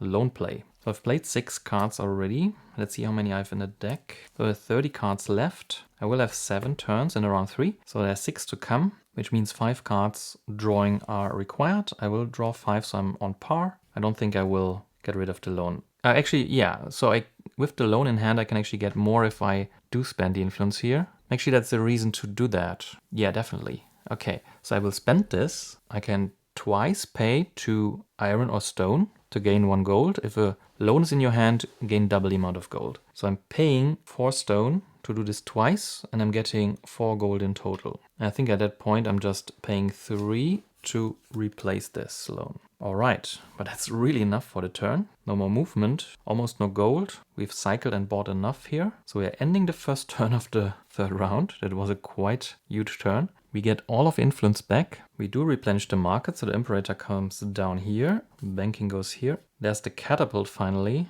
The Water Wheel, so a good technology card, and Galea, which is technology or military. The Amphitheater comes down, but I do like reading adjacent influences to double up on production or any other nice effects. I do think I want to fish for more wisdom cards. So there's a temple that's wisdom, another temple, so more wisdom, taberna for capacity, and a forum for even more capacity. So that was the replenishing step. We draw 6 cards because this counts as a hand card. The longship we bought, the bathhouse we bought, astronomy, textile merchant, so a lot of industry, the oxen, and the last card is the civil war. Okay, at that point I'm happy that I replaced loans here because we would have to discard 2 cards. I don't want to do that. So we are resolving this by paying a food to pick up another loan and get 2 gold, which might actually be an advantage. And we have the oxen here right away and still 2 loans on the pile, so we can trash 1. This leaves us with 6 cards, but it was just a draw step, so we advance to turn 2. This is not in the active projects area because I blocked my hand with this, and I do get 2 food from our deals here. Alright, that's the start of the second turn then. The astronomy we do want to put here in the active projects area. We definitely influence the mausoleum. So I do want to move, and I'm not seeing me moving with anything else. So I'm playing the textile merchant for 3 movement. So I'm moving 1, 2, and then back to Circus Maximus. I'm influencing them all. So I'm spending 1 gold once per turn with traders to get 5 stone. So I then use shops up to twice per turn, pay 2 each to gain 1 gold each, so that's 2 gold for 4 stone. I'm then exhausting this for Ludi to spend 1 food to get another 8 stone, brings me up to 9. And I'm then using the walls to make an exchange, so 9 to 5, get another gold, but also 2 water. This movement I already exhausted, of course. And at that time I can finally place the Pantheon to not block my hand. It costs 15 culture. This now is 14, twice the number of water. So I need 1 more with a gripper, unfortunately. So I do have to spend 1 of these without using its effect. That's really unlucky, but I don't want to wait another turn, or do I? Actually I have 7 turns. Maybe I shouldn't be too hasty. It can stay in my hand for 1 more turn. I won't have much effect of this anyway if I place it now. So let's not get ahead of ourselves. Actually, I do not have 2 food to power them both anyway, but I probably don't want to anyway. I could also just place the amphitheater, but I would have to need another plan for this then. But I hope I have some culture coming up in these cards here. But this would really free me with the sphere of influence to just go anywhere I want. I think I will just play the oxen for 2 stone, trash 1 loan in your hand or discard pile. So I'm trashing this, which I got from Civil War with the second to last again from the pile. So they go to the trash bin, and the oxen is out of my hand. And I think I'll leave it at that, even though I'm just drawing 4 cards. But the astronomy is in my play area. And we'll see what comes up. I think it's, with the second turn of 7, it's too early to play too fast. I think I will pay a gold to just pick up the Imperator. It will be 2 gold in a turn or a 9 military. But that's it then for the turn, so I'm getting the influences back. Do I want to produce more gold? I don't have a loan currently in hand, so this time I think I just leave it, so I don't need to go there. So 2 influences come back. We replenish, so the banking comes down. Ostia Antica, which is readying a chain of influence that is always quite nice. But that's replenishing, so we are drawing 4. The Imperator alone might actually be not the worst thing with the Temple of Bacchus. Probatus, so a military card and a legionary. So a lot of military, unfortunately. But let's see what we can do with this. So we are on turn 3 now, of round 3. And we do get 2 food, which is important because we do not have a food source. And we can play our turn. So I definitely influence the Circus Maximus. And I do want to pay a gold for 5 stone. So I'm at 8 with the traders. So it's once per turn. Then the shops is twice per turn that I'm selling this. So down to 4 again to get 2 gold. I do definitely want to move then. So we're just moving with this card here. I don't think it's too important currently to have military. So it's 3 movement with my capacity. So dialing it out 1 allows me to go to the mausoleum, influence this. But I want to use the waltz ability to make an exchange with stone, get another gold. But I also get 2 water. So I'm at 9 now, which does mean the bathhouse is just 18 culture, which is more than enough. I only need 15, so it's 3 left, but I don't think that's important. I don't think anything else needs culture currently, but I can place this now. And I will place this here, I think, because I don't want to disturb the deals currently. So I'm getting that back actually, which might be good. 10 glory points brings me up to 50 and 2. And I'm maxing out my stability, which gives me yet another deal token. But there's only 2 open deals on the map. I will then use this influence for Ludi to spend the food to get 10 stone, because I'm now at stability 5 and this double the stability. I will then spend the influence on the Temple of Bacchus for indebtedness, up to 2 times pay 2 iron or stone. So I'm paying 2 stone twice to get gold, but if I have a loan in hand, I actually get double the amount of gold. So I'm at 10 gold. I will pay 3 gold to just pay back the loan. So it's 2 on the pile again. I will then use this card. No, actually I have 2 movement left, so I'm using this to move to the obelisk here and influence that. Then I'm paying an iron. Spend influence on development provides power, which I am. Gain 2 gold. So that's that movement here. I did place the Pantheon, but I'm already at maximum again. No, almost. Yeah, I don't think it's a problem. Yeah, I don't think it's a problem to have bought this card earlier with 1 gold.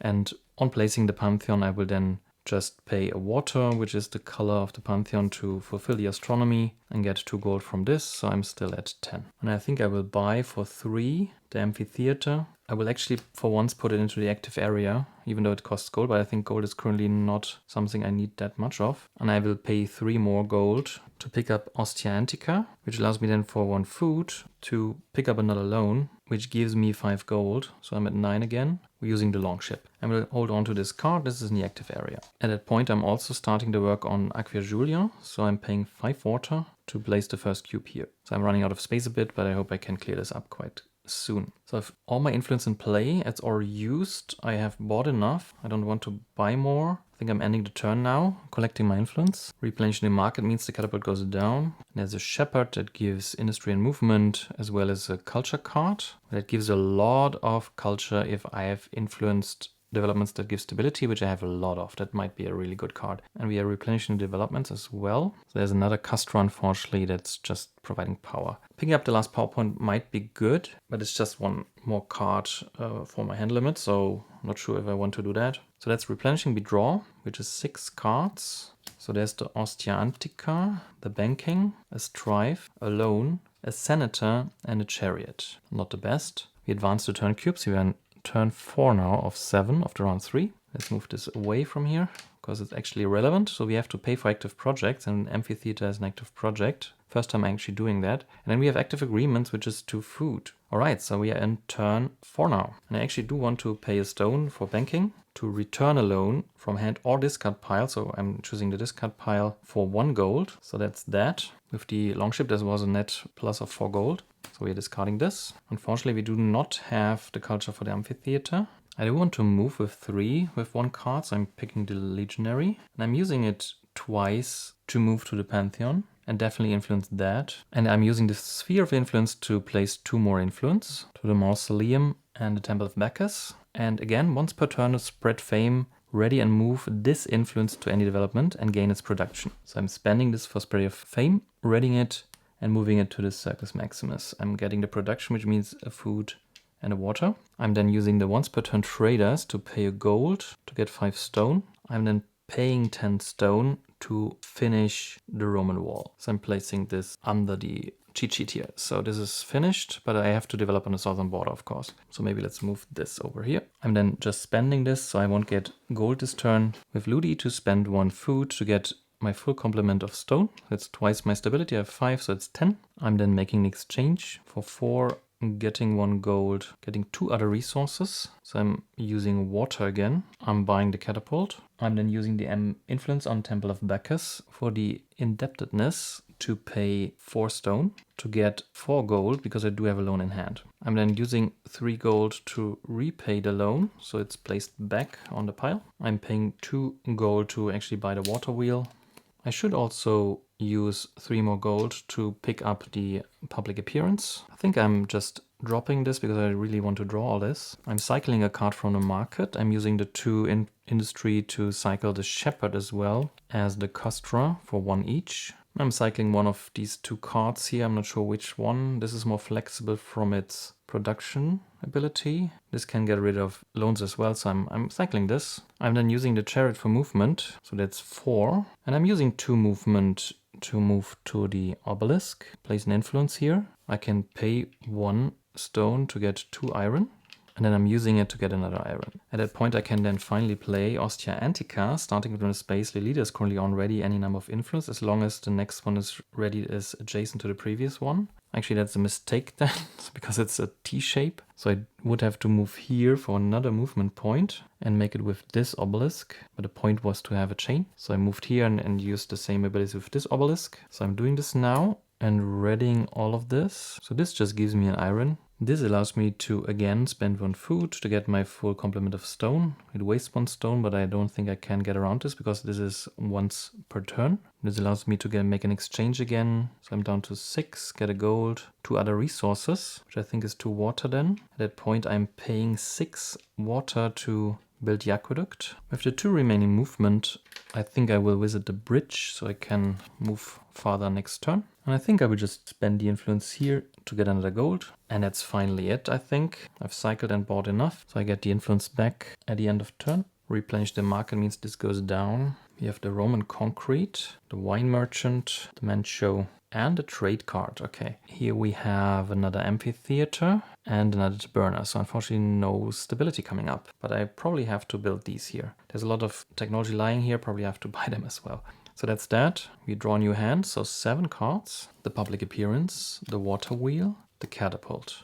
Show of force, a strife, mercuralia, and a physician. So that's 7. We do advance the turn cube, so we are now in turn 5 of 7 of round 3. And we have to pay for the active project, so it's another gold. But we do get our 2 food because we do still have 2 ongoing food deals. Alright, so that brings us to the beginning of the 5th turn of round 3. And we do want to play this finally, so we need 11 culture. This can give us 4 plus 2 for every influence development that provides stability. So I'm not sure I want to influence the bridge after all, but there was no way to get back to the Pantheon. Alright, so I think I need to move, of course. So let's use this card here, which is 3 movement. I will play 1 movement to move here to the fountain to influence it. It's also stability. Then I will pay an iron to use the catapult at 6 attack, and I may attack adjacent. 3 kills it, 3 blocks the attack. That's 1 glory point, 3 gold. I'm then moving on to the Pantheon, influencing that, using the Sphere of Influence to also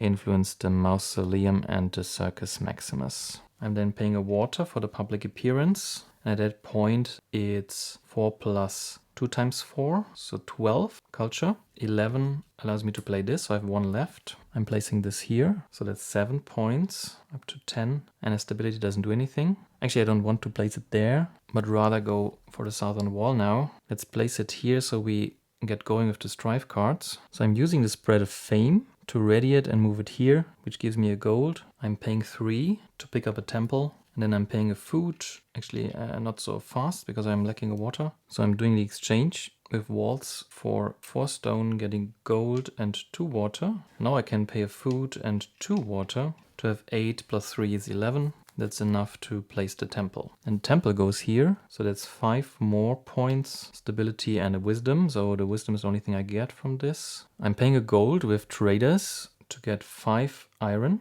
And I'm paying 6 to work on the road network. Then I'm getting 1 gold with 2 stone and paying a food to get 10 stone again. So that's the Circus Maximus. I'm paying 1 gold to pick up Gallia, and for 1 gold and the Muse to also pick up the Roman concrete. And I think I'm using the indebtedness again to pay 4 stone for 2 gold. So let's see how many cards we have, because we're already in the 5th turn. There's only 7, so we are drawing twice. So there's 15 cards, so we should really get rid of our cards, which means we are tossing the strife. I think we are using the last card to move. Actually, we do have 2 movement points left, because I think we just moved from the bridge to the Pantheon. So let's think what we do with this. Yeah, I do think we just use this for movement as well. So we have 5 movement. Or we can just toss it, doesn't really matter, because I do think I want to stay at the Pantheon. The idea was to use the temple to always influence the Temple of Bacchus and Pantheon again, but I don't have that many influence tokens. Yeah, I do think I just stay here and just toss the cards. I'm not wanting to move currently. I'm not picking up anything else. I have too many cards already. which means it ends the turn, getting all my influence back, replenishing the market, so the chariot racing again and a siege tower. And this refreshes to another forum, so more capacity. So wisdom is really rare, but I think we're building the temple now. But it's replenishing, so we draw half of our deck currently, 7 cards. So Roman concrete and the Gallia, so which is already enough technology. The engineer, that also helps. Art, alone, merchant, and a physician. We are in the 6th turn then of 7 of round 3. No active projects, but we do get 2 food still. All right, we definitely influence the Pantheon. I'm definitely paying 3 gold to buy a temple. I need 10 technology then. So I'm paying a food for 7 from Roman concrete and a water for another 3, that's 10. And we are placing this here and we get 5 points, we're up to 20. And we do get another stability, well, we do get stability, but also a wisdom, which gives us our 5th influence token. That's important. And we do get the trade token back here. So we use the sphere of influence to reach the mausoleum and the temple. So that was once per turn. So we spread fame with this and move this to the Circus Maximus to get a water and a food. We then use walls to make an exchange and get a gold and 2 water. We're then paying a water for the art and reducing our stability. That it might have been a misplay because I just got stability. I haven't used the temple yet, but let's not worry about that. So we are removing, or we are reducing this by 3 and getting 3 capacity instead.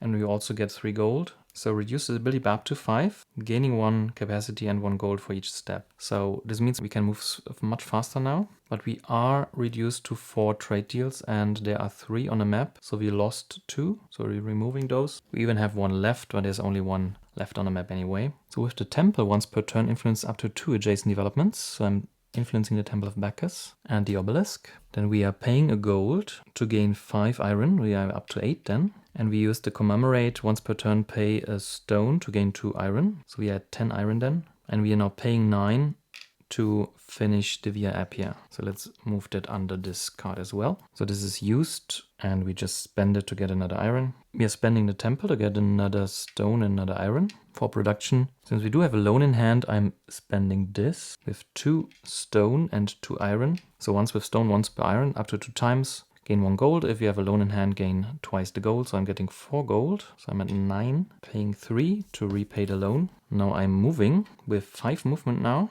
because of our new gotten capacity. And we are moving 2 to this enemy here, paying a food for 5 military. 5 defeats it. It does not have any attack. So no glory, but 2 gold. That was 2 movements, so we had 3. And we continue to move to, well, actually, let's just spend 1 to look at this enemy. So it's 4-1, but this card we already played. But I do think we want to move there and hopefully kill it next turn. Unfortunately, I do have a card in hand still, and I have 8 cards on the deck, and we just draw 7. So if we keep this and or buy something, we will not see the card. So I think I will just toss this. But I do think actually I want to move and actually move back to the Pantheon because we do have the problem that otherwise we will have no way to re-influence everything. So it's just 4 movement points. I could even move to the temple. But I will spend this, of course, to spend another food to get... Oh my dear, I reduced this. So I'm only getting 4 stone now. That might be a huge mistake. But that's it for the turn then. I'm not buying anything. I'm getting the influence back. So at some point all these abilities get out of hand and you lose the overall picture. So reducing the stability like this was maybe not a good idea, but I thought that movement would be good. Let's see if this turns out to be true. I could have 1 more stability probably by placing with this temple if I placed it afterwards, after the reduction. But I'm sure if it would pan out, so I'm not changing that. So we probably have to get up the stability again. That's that, so we replenish this. And there's a Maison Carré, that's 2 wisdom, but at that point we already only need 1 more. So we draw 7 cards. Strife, Pottery, Show Mercy, Show Force, Patrician, Battering Ram, and a Musician. So with 1 card left, but that's 7 cards. We advance the turn cube to the 7th turn of round 3. That's the last turn. No active projects, but 2 deals that give us food. So let's see what we have here. We have the Battering Ram and the Show Force. Can get stone for the Strife card. There's a lot of culture. And I do think we want to build the amphitheater, definitely. I do think I just want to pick that up because I do think I want to play it anyway. That's 3 gold. So I just checked my discard pile. We have 3 Strife cards in it, which means that I want to pay a water, play this to trash 1 Strife from the discard pile. I think we need to work on this. So 1 more from the deck goes here. We don't need that much military, so we use this to move. That's 5. We spend an influence here, definitely. I do want the influences here and here with this sphere of influence. So we are spreading fame by moving this here, which gives us food and water, which allows me to influence this again. I'm getting 4 gold with 4 stone. Actually 2 gold, of course, with 4 stone, with these shops up to twice per turn. And then I'm spending this to pay a food to get 4 back. Actually, that's too hasty again, because I do need more stability. I just bought this, so you need 11 culture. So I do think for a water and a gold, I'm getting 9, 2 is 11. So I'm placing this at the southern border to start with the border. So we get this back, 7 glory points and a stability. So we have 5 deals again, but we won't need them, of course. So now we can pay a food with this to at least get 6 stone. We are doing the exchange for 1 gold and 2 water. And we pay a gold with the once per turn trader's ability to get 5 more stone. We are using this to produce. It's another water and a food and a stone. We are spending this to get 1 gold. With the movement, we are moving to this enemy. And on the way, influence the fountain. Then we pay a water to spend an influence to gain 8 culture. It might actually be overpriced, but I did forget to put this back, and I want to, because otherwise we might get into trouble later. So that was 4 movements, so we have 1 movement point left. And of course we pay an iron, and we should have done it the other way around, of course. So we get a stone, so we have the strife card in hand still to kill this enemy, which is 1 gold. And last movement point gets us back here. So if we build something there next turn or next round, we will be able to influence it right away. And I fear that's it. We could buy more cards. I feel like I should pick up the trade card. That will come in handy. But I think that's pretty much it. I think it's good that these are actually exchanged. So we're leaving it at that for the 3rd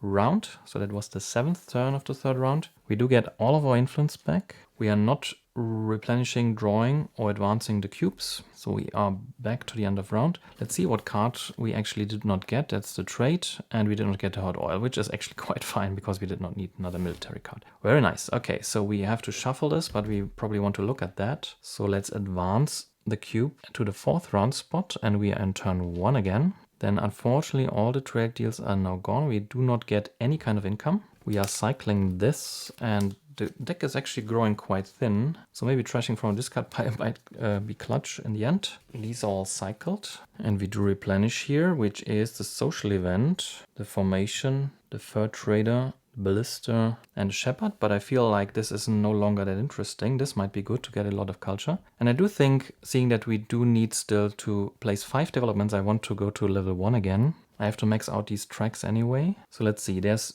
2 power, unfortunately. The fountain is quite welcome. That's our last influence. Let's mix it up with a level 2. Another Castra. Let's go back to level 1. So another fountain, that's really easy. And an insula. Okay, so that was that.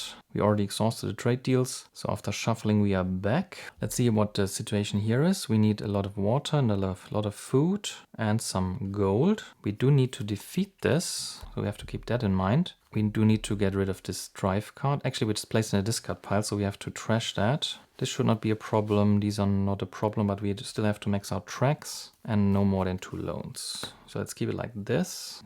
This will be interesting, but we have 8 turns left. Actually, let's look at the deck, but I'm not sure it's so huge that we can't plan for anything anyway, at least not for the order the cards appear, but we have a strife, and actually no loans at all. So there's 4 sitting here, and we probably have trashed 6. Let's check that. So we trashed strife, loan, loan. Okay, so that's exactly the case. So we can actually pick up 2 loans, and it will not be a problem for our win condition. But the strifes have to go, so it's 2 here. And we will pick up 1 in the deck that we have to trash from the discard pile. All right, so let's shuffle this. This will really be interesting, but because we have to pay a lot of stuff and build a southern wall and defeat his enemy. But we have 8 turns. I'm feeling confident still. I hope I didn't screw up anything like last game. Well, I will see this in the review. Maybe actually the formation is not that bad to actually defeat this, unless we are drawing quite well with a good turn of military. All right, that should really be enough. Let's draw 7 cards. Battering ram, okay. Hot oil, okay. If it wouldn't place it into this card, but I would actually be happy about this. Onaga, probatus, so it seems more and more likely that we actually do this first. A strife right away. The textile merchant and a musician. Let's see. That was drawing, But unfortunately, we do not get anything anyway. So we are right in the first turn now. This needs 15 military. We do not pick up another strife to the discard, which is probably a big mistake. This is not enough. So this is 13. Actually, that's not that far off if this is already taken care of. So we do need to move to get our influence back, so to spread it everywhere. So I do want to move with this, I think. Or is this a bad plan? I don't think it's a bad plan to get rid of this, actually. But we could use the support of the mausoleum, for example, because I want to influence it anyway. So it's probably a good idea. So actually, I probably use this then. But does this do anything? Maybe to cycle, but it's not cycling that much. And there are no big industry cards here. Yeah, so there's literally no industry card here, so I'm just using this. But actually, maybe the cycling is good here. Let's move with this. But it will cost us a food, which we haven't started yet. So if we use the mausoleum, I mean. So, okay, let's move with this here. So that's 5 with 3 movement. So down to 2. We do reach the Pantheon, which means we influence it. And with the Sphere of Influence, we are influencing the mausoleum and the Temple of Bacchus. The important thing was that we can pay 1 gold now to get 5 iron with the Trader's ability. So it's once per turn. And this allows us to pay 3 iron to get 4 military, another 4 military, it's 8, another 5 military, where we actually get a stone, because we do have a strife, but it's 13, and that's 2, that's 15. The enemy has 9 because of Agrippa, so that's 15 in total if you don't want to get any strife, so this is taken care of. So let's get rid of this, which does mean we have space for our discard pile again, so that's nice. I'm then moving this influence again to here, using the spread fame, getting a food and a water, because I get the production of Circus Maximus. I'm then paying 4 stone for 2 gold, using shops. I'm then using the exchange to turn 4 stone into 1 gold, getting 2 other resources, and I'm picking food, because I can then spend 6 to work on the first space of Trajan's Market. I'm also paying 2 gold to work on the first step of to overcome debt crisis. The final 2 movement points I will spend for the temple and the obelisk to also influence them, which does mean if I'm now producing with Circus Maximus, I'm getting a water and a food, but due to the commemorate once per turn, a development that produces 1 extra water, so I'm actually at 6 then. And I can then use this to produce an iron. I'm using this to get a gold. I'm readying a development which gives stability to produce 1 more food and water. And I'm holding on to the strife card currently to pay it back soon. So I will just pay this to pick this up, so I'm sure I can actually pay this back. But I think that's it for the turn. The temple I think I'm leaving, so I don't need to move. So I'm getting back this influence. We are replenishing the market. So there's the siege tower. Then we are drawing 6 cards. So the social event, physician, imperator, Indo-Roman trade, portable abacus, and the bathhouse. We are then in turn 2. No projects, no active deals. All right, so I'm definitely influencing the obelisk. So I'm already there. Actually, yeah, I'm already there, so that's not a big deal. The temple can influence this, and the Pantheon can influence this and this. With 6 gold, I'm actually buying these 2 developments, both for 3. With 1 iron, I can spend the influence on something that provides power. That's here. So with the Imperator, I'm getting 9 military. That's more than enough to place the barracks. I'm just placing them here. Actually, let's place them here. So that's 4 more points. And I'm maxing out my power. That's good to get through this deck. Then I'm using this influence to move it here to get a water and a food. And maybe I'm not buying this right away. So let's put one of those back. Doesn't matter what it was, because I do want to pay 1 gold with this to actually get stone. So I'm up to 7 again. That's the one-time ability here with the trades. I'm going down to 3 again to get 2 more gold with the shops. I will then buy this, so having this in hand again. This temple gives me a stone and an iron, which allows me to make this exchange here. So I get another gold and 2 other resources, which I choose water, so I can pay 8 to get rid of this. So the Aqua Julia is built. I'm then paying a food to get my stability twice as stone, so I'm at 6 stone again, and I'm just using this to get a gold. And I was just using this, it's a bit out of order, but I had so much water that I was using at some point in time to get pretty much all the culture I ever wanted. So it's twice my water, but all I need is really 2 for this and 4 for the strife card, so it's just 6. And I can place the fountain. I'm placing this here so I can actually get a gold as an on-development bonus. At that point I'm paying 5 stone to gain 5 resources. So I'm getting food. So I can pay 7 to have this fulfilled. And I can pay 2 gold to also work on that. So that's that card. The fountain actually gives me 2 glory points. I didn't do that yet. And a wisdom, which does give me my last influence. So I'm using this to move. It's another 5 points. 2 brings me here. I'm using the influence and I'm spending it and readying it. So I have 3 left here to spend it again. That's 2 water, 2 food and 2 stone. I think I'm holding on to this card. That should be okay, but I have 3 movement points left. At that point, I think I'm just going to the temple. This I spent twice, so this is exhausted. But that's it. I don't think I'm picking up any more cards. So that should be enough what I have. So let's end the turn. We are getting all the influence back. So all the 6 we have. We replenish the market. So let's go for level 2. So it's a temple that actually gives stability, which is nice. I've already maxed out 3 tracks now. By shifting capacity first, the last power we just got. And we maxed out our wisdom also with the fountain we just got. So there's no need to play this, but getting stability will actually work well with the Circus Maximus. So let's just go with level 2 stand at that point. So there's an amphitheater, which also gives stability. That's nice. So you can max that again. So that's replenishing. And we are drawing up to 8 cards, so 7 more. There's the Arch, Physician, Princeps Civitatis, Longship, Show Mercy, and a Catapult. So that's 8. We do advance the turn cube to turn 3. We've played 11 cards so far. All right, let's see what we can do. We do not get any income because we did not activate the deal yet. I'm not sure I want to actually. I don't think we need to. But we really have to pick up that Strife card now. And we can trash it from the discard pile. That's the important part. But let's start with influencing. So the temple, which is nice to influence this and the Pantheon. Let's stop it at that point. With the Temple of Bacchus, we pay 1 gold to get more stone. So you're up to 8 again. But let's use the Pantheon Sphere of Influence to also influence this. Let's influence the fountain. Then we can use the Spread Fame to go here, which produces a food and a water. And now we can use shops to turn 4 stone into 2 gold. We can then make an exchange here for 4 stone, getting a gold and 2 more food. This produces an iron and a stone. And we can use the fountain once per turn to turn the water into 3 stone. So we had 4 again. I'm using Princeps Civitatis for 1 stone to pay 2 gold to pick up the amphitheater. And we have 4 industry left, which we can turn it to gold with the art, because we are in development that produces or provides stability. So we could have up to 6 industry, but we only get 4 here, and I don't want to pay anything else. We just get 2 gold, which is nice. We then use the catapult for movement. It's 5, which means that with 1 water, the social event gives us, if we spend this all, actually let's see if we need to spend it all. That's 4, we need 11, so we need 7 more. That could be up to 5. Actually that's perfect, and it's 5 here and 2 from the regular physician. So we also played this, and let's place the amphitheater on the final strife card. So that's 7 points, up to 40 now. And we do get a stability again. The strife that we just picked up goes to this card pile, but we can pay a water to trash this. Together with 1 from the deck here,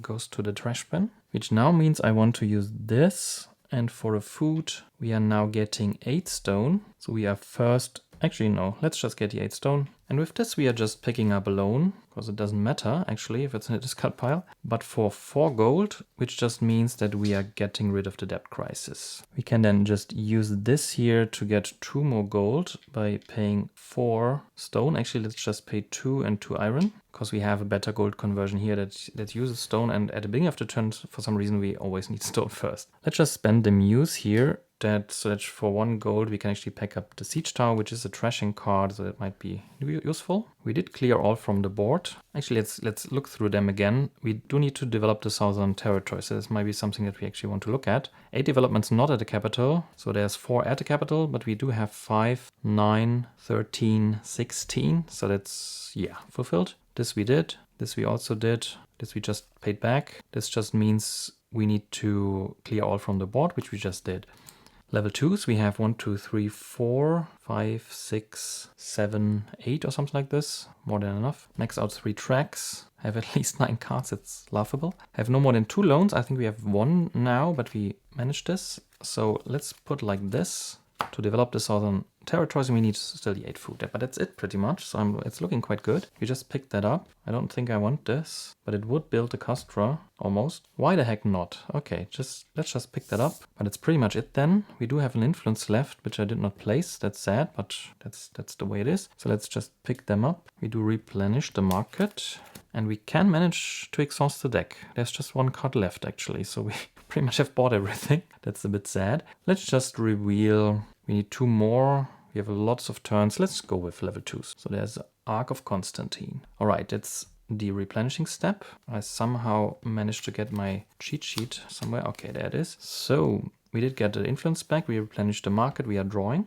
And it's 8 cards from the deck. Formation, Siege Tower, Astronomy, Water Wheel, Mercuralia, the Oxen, Osta Antica, and the Show of Force. Then we are in turn 4 of the last round, so of 8 possible turns. No active projects, no active agreements, so we start playing. Start by influencing the Temple, which influences the Pantheon and the Temple of Bacchus. And let's keep it simple, so let's just use the Pantheon to also influence these 2. With these 2 cards, if we power them, we will have 2 iron 10 without even the need to power it further. So with 3 gold, we can just build the Castra. So we are placing that in the southern border, getting our deal back. We don't need more power, but we do get 7 points. Twice per turn, we turn stone 4 into 2 gold. And we can also make an exchange for 1 more gold. That gives us, well, for the 4 stone, of course. That gives us 2 other resources. Let's pick food, which then means we can use this, so 1 food, to get stone back, and we have 4 stability, so we are at 8. So for 1 gold, actually, let's not do that. I don't think we need it. So let's spend this, and we pay again 4 stone for another 2 gold. I do want to use this for production. That's another stone, food, and the water. And we use the temple to produce another stone and iron. I will then just pay this. Actually, that might come back to bite me. Yeah, let's just first buy the temple for 4 gold. That's this. We place this in our project area. Then we pay 2 food to power these 2 cards. That's 11, that's more than enough. So we are putting that here, getting 5 points. So we had 52 or 102. We did not pay the water. Pay 2 or 3 stone. We have to pay 3, unfortunately, to trash the loan we just got with 1 from the deck. Put it here. The temple gives us the last stability back that we lost and the wisdom, which we don't need. So it's really just population that we don't have. With the astronomy, we are paying a food to get 2 gold. Now we have built everything on the southern border. So this is the wall we already built. So let's put it like this. So it's only 8 food that we are missing. Let's see if we have anything in our discard pile of note. I don't think so. The astronomy already used. We're using this to move. So that's 5 movement. We are moving 1. Actually, no. Let's go back here. Let's go to the bridge for 2. So that's 3. We then place our last influence that costs a stone, but we are using it right away to get 2 iron. We are then using a readying chain to ready all of this, because it's always adjacent to the last we readied. So that's another 2 iron. This we can only use to produce, because the rest is already taken care of. It's all once per turn. This I'm inclined to just leave there. This I want to use to produce. This I want to use to make an exchange with iron. So 4 for 1 gold, but 2 other resources, and I'm paying 8 to finish this. And so we are done with the edicts. So let's get rid of them for now, because we do have strife cards in the deck, I think. So we should get through the deck, really. We can't just stop here. I think I'm using a movement to get back to the... Actually, we don't need that. I don't think I've made a good job of placing all this here, because there's no synergy, really. Most of the things actually do not have the active requirements, but they are not that good in production anyway. So this is really where my engine is. Let's maybe make this here. Let's not think about it too much. And I don't think I need something to trash a card from my discard pile. So there's nothing in, at least I want to trash currently. And with the deck, there's 1, 2, 3. So there's 18 cards left. And I am drawing 4 times or something like this, because we're in the 4th round of 8. And we are drawing up to 8, so probably we should even hold on to cards if we really want to get the most of it. But at that point, I really want to pay at least 1 gold to pick that up. Let's pay another 2 to also pick that up. That sounds fun. But that's really it. Let's get a gold with this. And let's just use this as well to get another stone and iron. Then we can gather up all of our influence. Let's make it 1 much pile this time. And I'm keeping this in hand, so I will replenish the market. And there's not much to replenish. So I'm actually tempted to just buy all of them. And we go on with level 2s to get more points. There's a 12-point building, it's so nice. And another 7, so another Castra. But it's replenishing, so we draw 7 cards up to 8. Ballista, Fur Trader, Roman Concrete, Civil War, unfortunately. So that's 8 cards, so it's not more, unfortunately. We do have to take care of the Civil War, and we could just get a loan, but we couldn't trash it from the discard pile. So Let's not do that. Let's get rid of the discipline. So we toss the red card. So we have 6 cards left. No active projects, no deals. So we are in the 4th turn. Actually, no, we didn't advance yet. We're in the 5th turn of 8 of the 4th round. And we can start playing. So we influence the Pantheon. Actually, we could have used the banking to return it from the discard pile. But it's just a net 1 gold, so why bother? Let's see if we can build a Colosseum for 19. So that's already 6, but we need more cards then. So I have 5 wisdom, so that's 10 already. So that's 14. That builds me the Ark of Constantine. So I do think I want to influence the temple and the mausoleum with the Pantheon. And the temple can then influence this and this. We can then move this here, getting us water and food. And we don't need any particular things now. So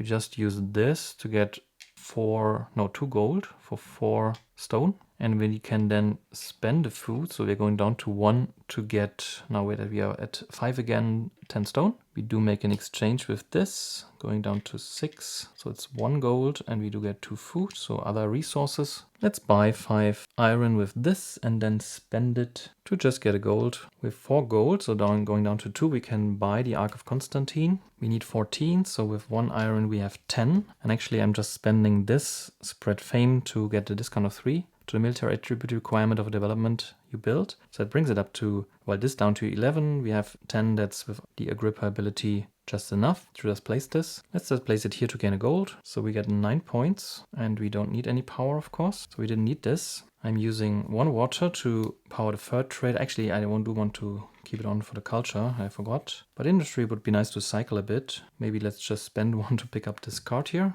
I'm using a food with Roman concrete to put this here. So we do get an iron from a trade deal. I'm placing this back here because it already moved away, but I can only use this to produce, of course. So it's a water, a stone, and a food. I think this time I'm leaving the temple where it is. I don't think I want any of these cards, so I'm a bit hesitant to keep too many cards, such that I don't lose by not actually getting to the last strife card. I'm being able to remove it. So we should actually use this to, if we don't have the culture, so to get rid of it. But let's see, we are in the 5th turn, so we are drawing 3 times. So it's 13 cards. If we are drawing 4 or so, that should be okay. So let's hold on to this for the culture and hold on to this for trashing. But I don't think I want any of those. So we do trash that. Not trash, but we do drop these. We have already bought 1. We don't want more. So let's get the influence back. We replenish, which just means this comes further down. This comes down, and we do get another level 2, which is a forum. We draw 6 cards, up to 8. Shepherd, Galea, Merchant, Engineer, Pottery, and Orator. So these are all starting cards. We are in the 6th turn now, and we do get an iron from our deal. So we can now play. That's also culture. This can double as culture. It's not that good. And the engineer, of course, can also be culture. This allows us to draw. This might actually be good to keep us safe. So let's start with influencing. So the temple can influence this temple. The Pantheon we can just influence right away. And I do think we need this, of course. So the Pantheon influences these, which does mean I'm starting with converting 4 stone to 2 gold. Then I'm getting another gold from a standard exchange, getting other resources. I'm picking food. Let's produce another iron and another stone. So I can turn 4 stone into 2 gold. And then I can turn the food into 10 stone with the Circus Maximus, which does mean that I can pay a water for this, 2 water for this, a stone for this, a food for this, and another resource for this, which is 6. 3 and 2 is 11, is 14, is 17. Actually, no, that's 6. 3 and 2 is 5 is 11, is 14 is 18. So that's exactly what we need. Just have to be able to count. So 4, 7, 9, 12, 18. So with 4 gold, down to 3, we can buy and build a Colosseum. Let's place that here to get 2 food as an instant bonus. That's 12 points, and we are already maxed out except for population, so this doesn't do anything. I do definitely want to buy at least 1 card, which means I'm using this to move. I'm moving to my new Colosseum to influence it, and it costs upkeep. But while it's influenced with vendors, I can pay 2 iron or stone to gain gold, and it's not limited at all. All right, let's then pay 6 of this and 4 of this to get 5 gold. And actually I'm just moving back then, I think, because I'm just leaving it at that, which means I'm using this to get water, food, and stone. And I don't think there's any haste to go further, so let's end the turn here. which does mean these go down further. These go down and we do draw another card, the Maison Carré. That's 9 points at least. And we do draw up to 8 cards, so that's 5 more. Wine Merchant and Leather, Senator, Show of Force, and a Patrician. So we have 3 cards left. We are in the 6th turn, or in the 7th turn now, of 8, so the second to last, which is perfect because we can just draw everything and play our last turn. Which does mean we are influencing this, which can then influence this and the temple. And the temple influences this. And we are moving this over here for a food and a water. We pay 1 gold to get a Lord of Stone, so 5 up to 7. Then we pay, actually we can do that arbitrarily often now. So we are just using this to get an iron and a stone. And we are just converting 8 stone to 4 gold. That's so broken. Then 1 food to 10 stone. And at that point, I'm not sure we need anything actually. So we do have a lot of culture if you want to, but we don't need it to buy anything because the buildings, at least the expensive ones, are costing technology, industry, or military. So maybe we should go for industry. So for 4 gold, we are picking up the forum. And I think for 3, also the Insula, they need 15, but -2 because of Agrippa. So the 13. Let's see if we can come up with this. 1 stone is 6. Discard a green. Let's see. We have another stone that's already 12. So we are using the Senator as well. That's 14. We need 13 and we can actually cycle a card and have 1 point left. So I'm cycling the Fountain. We can place these 2. That's 8 points. Let's put that here. I have no idea where to put all these things. That actually gives us a population. And the forum we just place here, which doesn't give us anything. We do pay a gold to pick this up. We should really get more gold, so let's convert 4 into, just pay 2 to get also the last card. So that's nice. So the market is empty. So let's see, we have 5 cards here, hand limit of 8. So we need to play 2 cards. Actually, we don't. We just play this, draw 2 cards. So Cherry Ratio and Mancho. So there's 3 left. We have to play 1. Let's make an exchange here for a gold. Exchanging food, getting stone. Let's use this card here for movement. So we've played 1. I do think I want to go to the Fountain and back to the Pantheon to influence the Fountain, to turn 1 of these into 3 of these. We could have used this to buy the other card more cheap, but we already drawn them, so that's useless now. Let's just, get it back at the end of the round. Did we already use this? I'm so confused. I'm playing too fast, but if you have already so much stone again, but I think we converted. Yeah, so let's just use this. Actually, it's pointless to use this. Yeah, let's just use it to get a gold right away, just from production. I'm not sure if I use this. I will just flip it. Let's just flip this as well. I just want to get all of them back, basically, at the end of the turn. So we are replenishing 1 more time. And I do think we are through the level 2s, unfortunately. So there's a forum, there's a taberna, and another taberna. So there's really not much population going on. You have to keep that in mind for future games, that if you want to max out population, you have to really do it with level 1s. So that's that. We draw. So if we didn't miscalculate, we have 5 cards and can draw 3. Actually, this strife card is the last in the deck. That's vicious, or that could have broken our neck, basically. Let's see. So we've drawn. We are in the 8th turn of the 4th round, so last turn of the last round. We do get our iron as an income, but we do not have active projects, and this is our last turn now. So we do influence the Pantheon. There are no culture buildings, so this is pointless. So we are just paying this for 4 culture to return the strife. So there's a bit of military, there's a fair amount of industry, a little bit of technology as well, and a card that we cannot really use because it's culture. We have 2 slots left, so maybe we can build them both. The cheapest ones are these tabernas. So these need 18, but maybe it's easier to just build from here. For example, the Castra, it's actually more points. This is unfortunately a bit too expensive for us, but these 2 are probably preferable. So can we do that? So with the Pantheon, we influence the temple and the mausoleum. Yes, and with the temple, the Temple of Bacchus, we can then move this here to get a water and a food. We convert 8 to 4 gold. That should actually be enough, yes. So that's 7 gold to get these 2 cards. So 1 stone is 6 and 3, that's 9. We can play a face-down card for an additional attribute, but this builds us this, which is 6 points and more capacity that we don't need. Then with 1 here, that's 5, so it's 2, 5, 7 is 9, which builds this.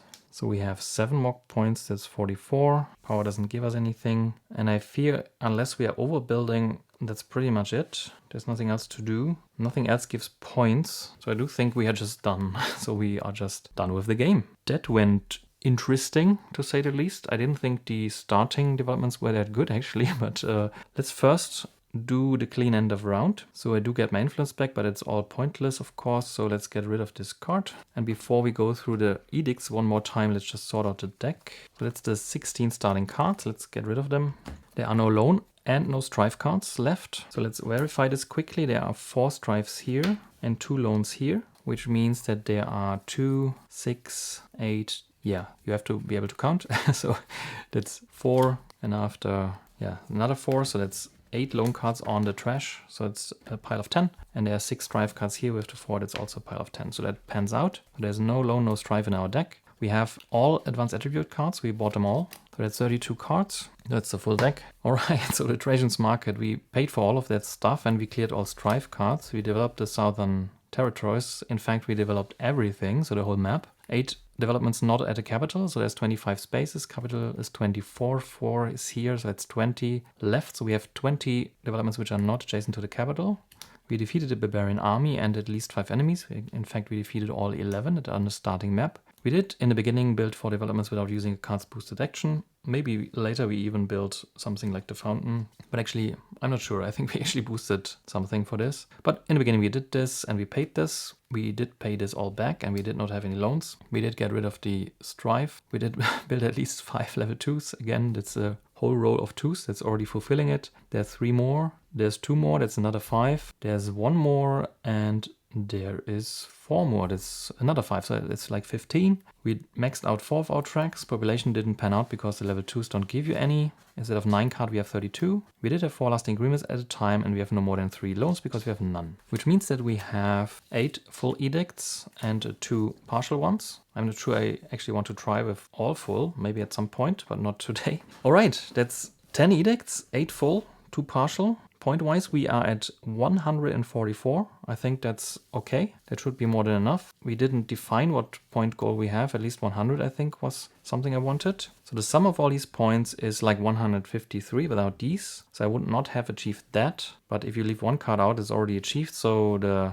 maximum 7 full edicts, I would have that many points. So I think that qualifies. I'm happy with this. So yeah, I think that's pretty much it. Getting power early, I think, was quite essential to cycle through your deck, to not have the rounds run out without you seeing your full deck. All in all, if you have a gold engine and a resource engine, of course, you can pretty much do whatever you like. You still have to manage where you are with the influencing, and I think I was not at all efficient in the adjacency. There are level 1s and level 2s that can ready influence, adjacent influence, which is huge. If you place it here, for example, the production is just 3 resources, and if you can ready that once or twice, that's an enormous amount of resources. So if you get the Pantheon, you can just get, for example, 9 resources if you place it correctly, but you need to have the adjacent ones influence, and that might be a problem. So influence management really becomes extremely complicated. I spent all my time in this corner here because I could produce a lot of iron, turn it into gold, turn it into more gold and the resource I actually needed,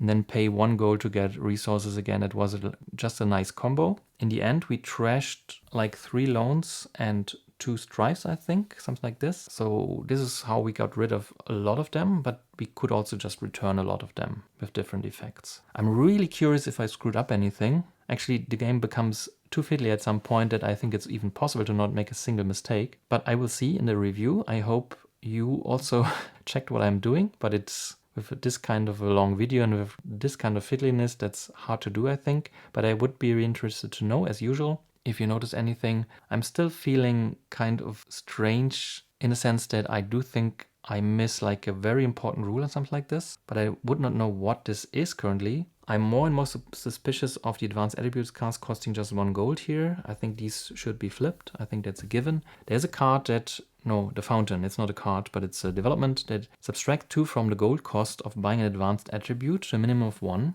And if the maximum cost is 3, it's actually all the cards there are. So if it would be flipped, this would actually make much more sense because then this card would still cost 2. Maybe there's leaders where advanced attribute cards are more expensive. This is why it's formulated like this. But this makes me suspicious. And that I could buy the whole deck sounds suspicious as well. It was a combination of using 1 gold here, 1 gold there with the Muse, but overall having a lot of gold to just buy stuff. And if you have the power to actually draw the cards, it's also what I said in the last video, that buying these cards, if they cost 1, you you will not just do that because you have to do something with this card. You cannot just place it all the time. You cannot have it in your hand all the time. You cannot have it in the active area all the time. So if this costs 1, it's much less of an advantage, basically. It's much more strategic. So that went awesome. I hope I have not that many mistakes. I will see it in the review. Let me know what you think and see you in the next game.